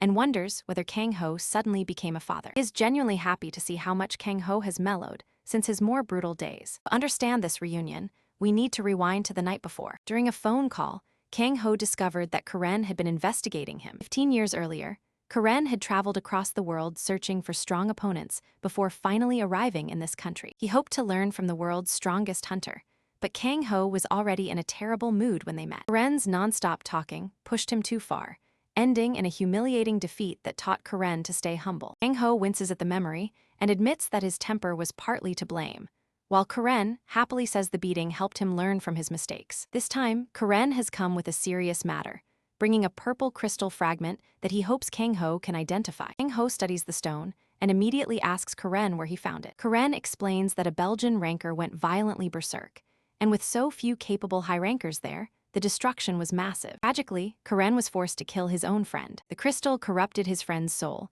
and he clung to it until his final breath. The story brings several similar incidents back to Kang-ho's mind. Every magic stone appears to lure awakeners into a twisted obsession with power. Karen is relieved to have found the right person for help, because he fears the crystal may eventually corrupt him as well. The terrifying detail is that Karen ranks 3rd worldwide, so a corrupted version of him could destroy almost anything. Kang-ho understands that Karen is entrusting him with this secret, because he may be the only one capable of stopping such a threat. As a human, the Beast King is the only living person who can truly be called an absolute. Our guy takes possession of the crystal, determined to monitor it carefully. Shaola suddenly whispers King's name, confusing them both, while Chelby excitedly announces that Theo has just defeated the 3rd-ranked S-ranker. Demon appears to be enjoying this fight far too much. Back in the arena, Theo wears a huge grin while dominating his opponent without any trouble. Watching candidates are stunned that a newcomer is already fighting against S-rankers. The 30th-ranked S-ranker boasts about his position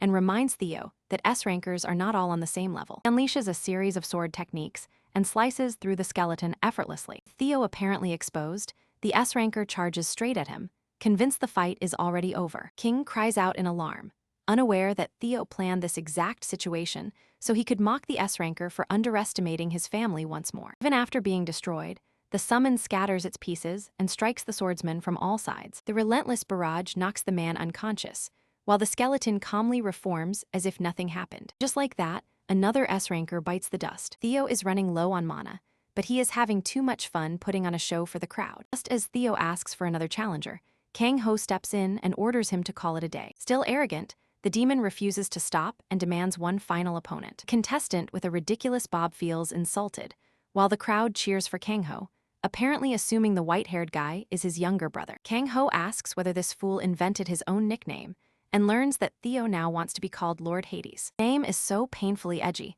that even the spectators agree his old backstabber nickname sounded better. Kang Ho lets Theo embarrass himself, while Theo officially finishes his first day, ranked 20th among the S-rankers. Meanwhile, something completely different is happening on Johanna's side at the Orchard Dungeon. With Theo temporarily knocked out, Johanna approaches to greet the Absolute One. Fairy proudly shows him the huge harvest of fruit they recently collected. She explains that the rice cakes and tree care produced the harvest, while her earth spirit powers made the fruit even better. CL is already eager to bite into one and begs her papa to let her have it. Kang Ho happily gives the little cutie permission. Fox Girl takes an enormous bite, making her papa worry that she is eating too aggressively. King recognizes her potential as a mukbang star and records the adorable moment. Fruit unexpectedly fills her with a powerful surge of energy. Blue particles burst around her, and she instantly shifts into her white fang form. Kang Ho is thrilled to watch her continue growing stronger. Fox quickly shifts back into her human appearance. Ciola makes a strange fish-like expression at Johanna. Fairy grows worried because she cannot understand the expression. Even Kang Ho has no idea what it means. King suspects the expression may be connected to Ciola's latest growth. That guess turns out to be correct, as the fox confirms it herself. King celebrates the discovery, although Kang Ho cannot see any visible difference in her. Still, the important thing is that she continues to grow. Back with the attention-hungry demon, Theo wakes from his knockout and wonders why Kang Ho is awake so late. Kang Ho is still awake, examining the purple crystal fragments. Theo is confused about how two identical fragments could exist together. After studying both pieces for a while, Kang Ho notices something remarkable. Their energies begin resonating, causing the fragments to merge into one when Kang Ho least expects it. The fusion drags him into a hellish vision, linked to a dimension far from Earth. The entire dimension is nothing but death and destruction. Defeated figure addresses Bale and asks why he remains so consumed by power. Kang Ho realizes he is seeing through Bale's eyes, as Bale grips the crystal and demands to know who is spying on him. Theo shouting his name pulls Kang Ho back from the vision. Argyle cannot explain how the connection to Bale happened, but the crystal's reflection at least showed him Bale's face. Remember the two crystal fragments from earlier? When Kang Ho looks down, the fragments have fused together perfectly into a single piece. And yes, the one piece is actually real. Crystal's power is unusual, yet it does not tempt Theo at all. Theo's father often praised their family's ability to resist temptation and promised that greater strength would eventually earn Theo a hidden treasure. What truly puzzles Theo is how an ordinary human like Kang Ho can resist the crystal's temptation. Kang Ho wonders whether an unknown power hidden inside his body is protecting him from it. He experiments by mixing his energy with the crystal, suddenly making the ground tremble. For a moment, it feels like an earthquake, but the shaking stops and nothing follows. Kang Ho explains that King has already gone to Napa to handle something important. Since earthquakes often signal the arrival of a giant gate, Kang Ho suspects another one linked to the demonic realm is forming. Even poor little Ciola is awakened by the tremors. We soon reach Incheon, where a massive gate hangs above Yangjiang Island and causes chaos. Purple-black void threatens civilians, forcing authorities to order an evacuation. Meanwhile, Ghost, the Napa Guild scout, arrives to investigate the gate's condition. The report confirms that this gate is linked to the demon realm, and it is a staggering 3 times larger than the last one. As for the battlefield, it is a tropical rainforest ruled by 2 Eamon drakes. Napa simply does not have the level needed to clear this mission by himself. Taking down an Eamon drake is anything but simple. They are newly classified monsters covered in heavy armor, with poison spread across every part of their bodies. The guild barely managed to defeat a single one by using everything it had, and now 2 of them are standing in the way. Fortunately, our man is here to bail them out. Kang Ho shows up to take charge of the gate himself and pull everyone out of trouble. Time inside the demon realm's dungeons should give him a serious advantage here. While he scouts ahead, Kang Ho tells the others they can enter the gate and help out if the situation demands it. King at least begs him to keep the little fox out of danger, but Kang Ho is completely unfazed and brings her along for what he treats like a quick field trip. Once they cross over, the scene matches the description perfectly. A dense tropical rainforest. Theo is busy enjoying the familiar air of his homeland, but Kang Ho tells him to quit reminiscing and begin the briefing. Within the demon realm, This place carries the grim name Forest of Lamentation. Countless monsters live here, though the main targets are the mid-tier predators known as Emondrakes. Two beasts appear to challenge the intruders, and Kang-ho is stunned that Theo considers them only mid-level threats, meaning the forest hides creatures far worse. Theo confirms his suspicion and points toward another monster practically as massive as a mountain. That monster is Chasmus, an enormous evil dragon who rules the forest as the king of the earth dragons. Kang-ho immediately wonders whether this giant can fly, but thankfully, earth dragons are not built for the skies. What they lack in flight, they make up for with enough strength to flatten anything blocking their way. The sheer scale of this monster is already ridiculous, yet the real shock comes when it suddenly sprouts wings from nowhere, leaving even Theo speechless. The gigantic dragon launches into the air, seemingly powered by a purple crystal lodged inside its chest. That eternal crystal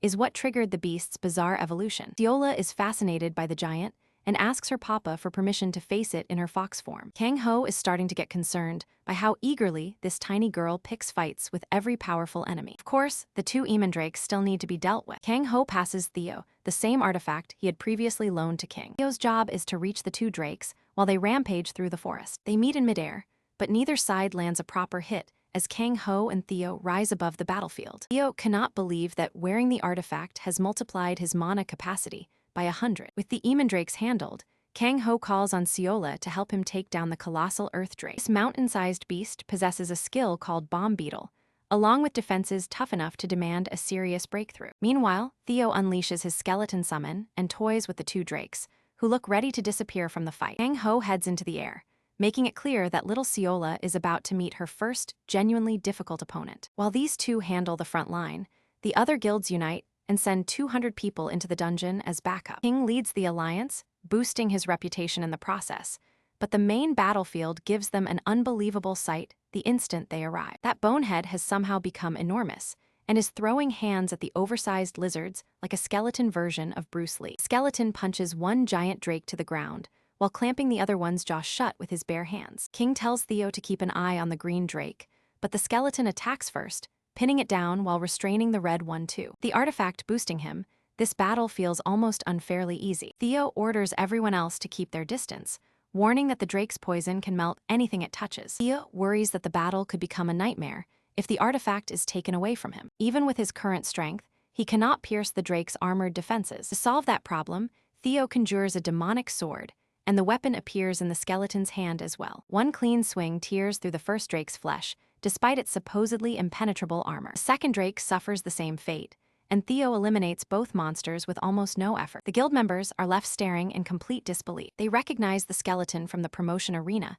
and finally realize that it is Theo. Long last, the demon seems ready to receive the respect he deserves as Lord Hades. At least, that is what he believes for one brief moment. Unfortunately, everyone still remembers him as that poor backstabber. King then asks how Kang-ho is doing. Theo points toward the distant battlefield, where a fresh explosion has just erupted. The Earth Drake has fired a barrage of cluster bombs across the area. Kang-ho cuts through the explosives while teaching Seola exactly when to land her attacks. At Kang-ho's signal, they launch a combined attack, slice through the flames, and close in on the evil dragon. The opening gives them the perfect chance to sever the dragon's wings. Kang-ho slices from one side, while the little fox cuts from the other with her tails, destroying both wings. With both wings removed in one coordinated move, the dragon plummets violently toward the ground. The impact of Chasmus's fall throws people into the air, while Theo cannot process how Argyle seemingly crippled and defeated the king of earth dragons with one strike. The fight is not over. Chasmus is still alive and ready for another round. Argyle dives downward at maximum speed,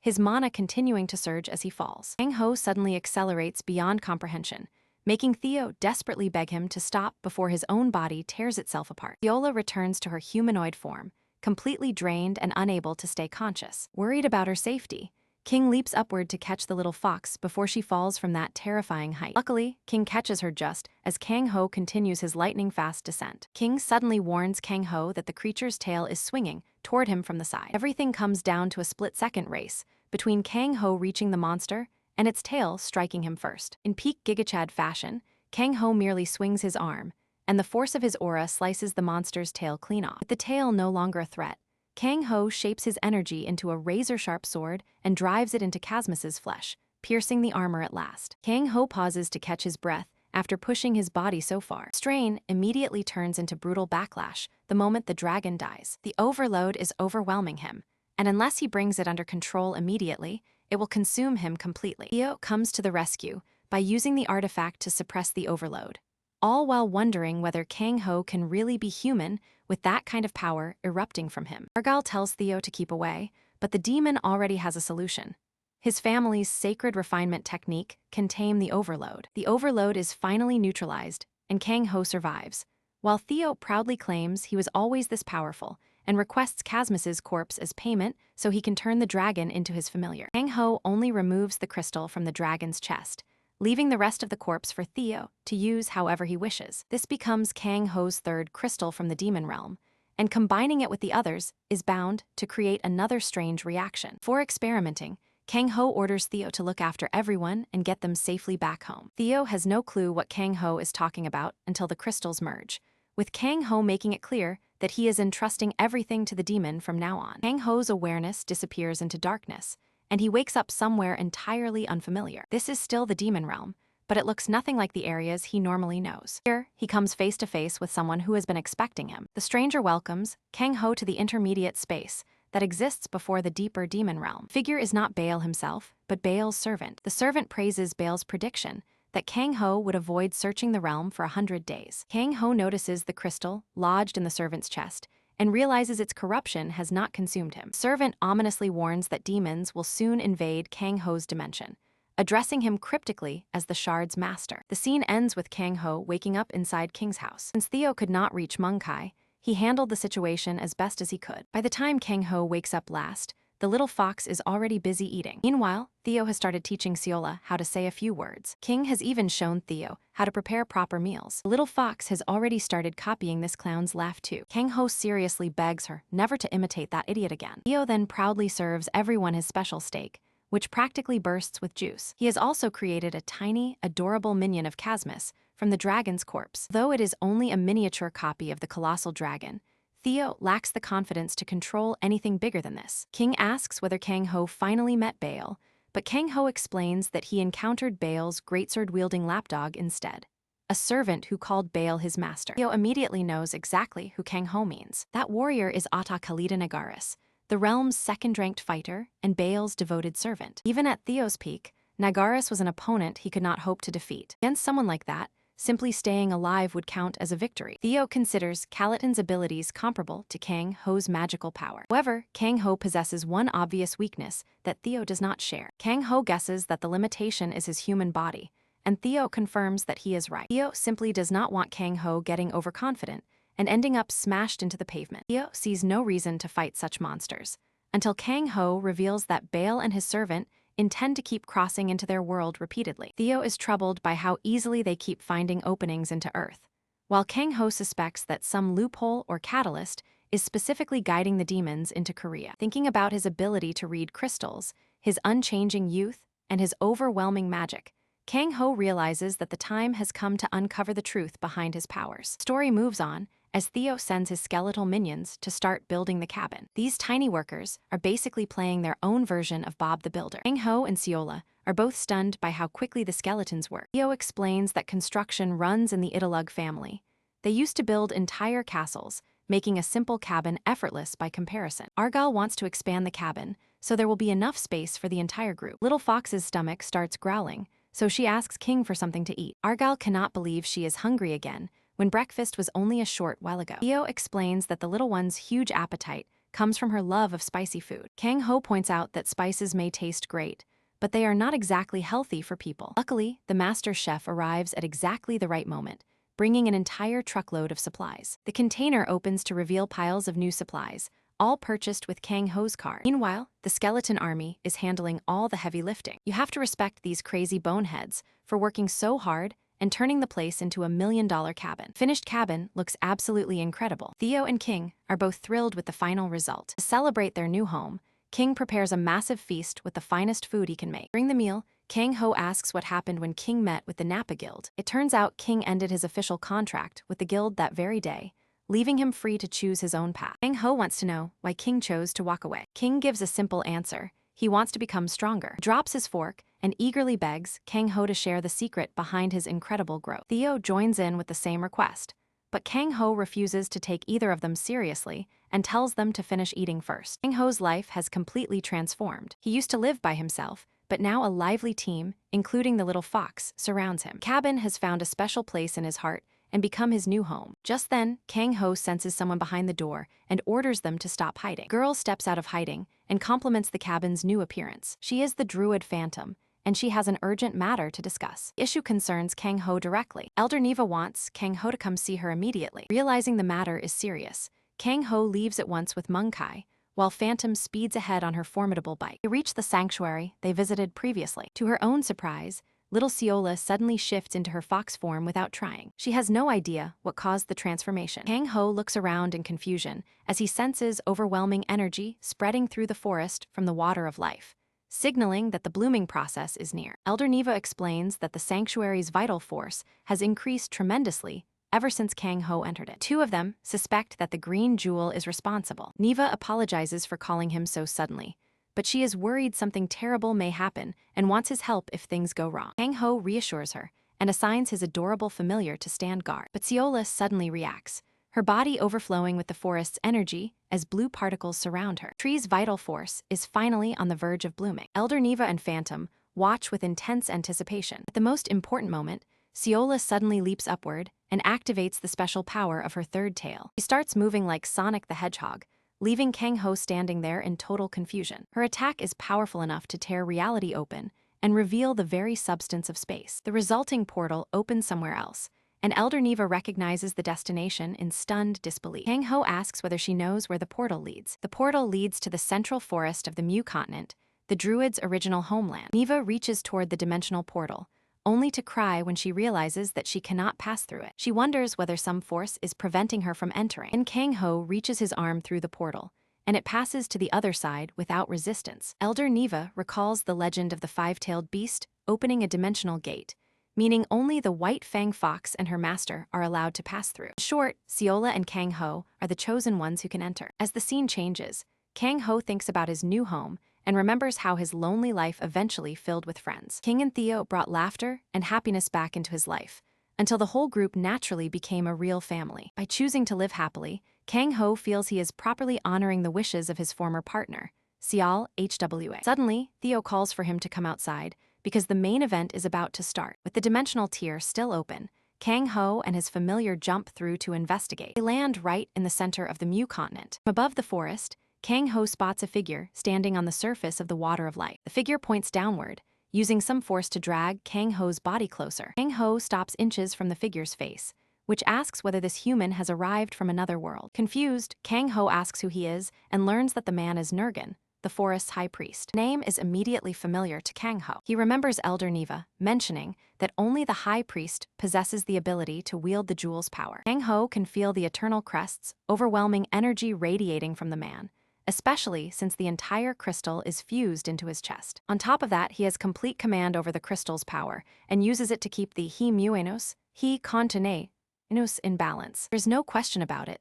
This man is far beyond an ordinary high priest.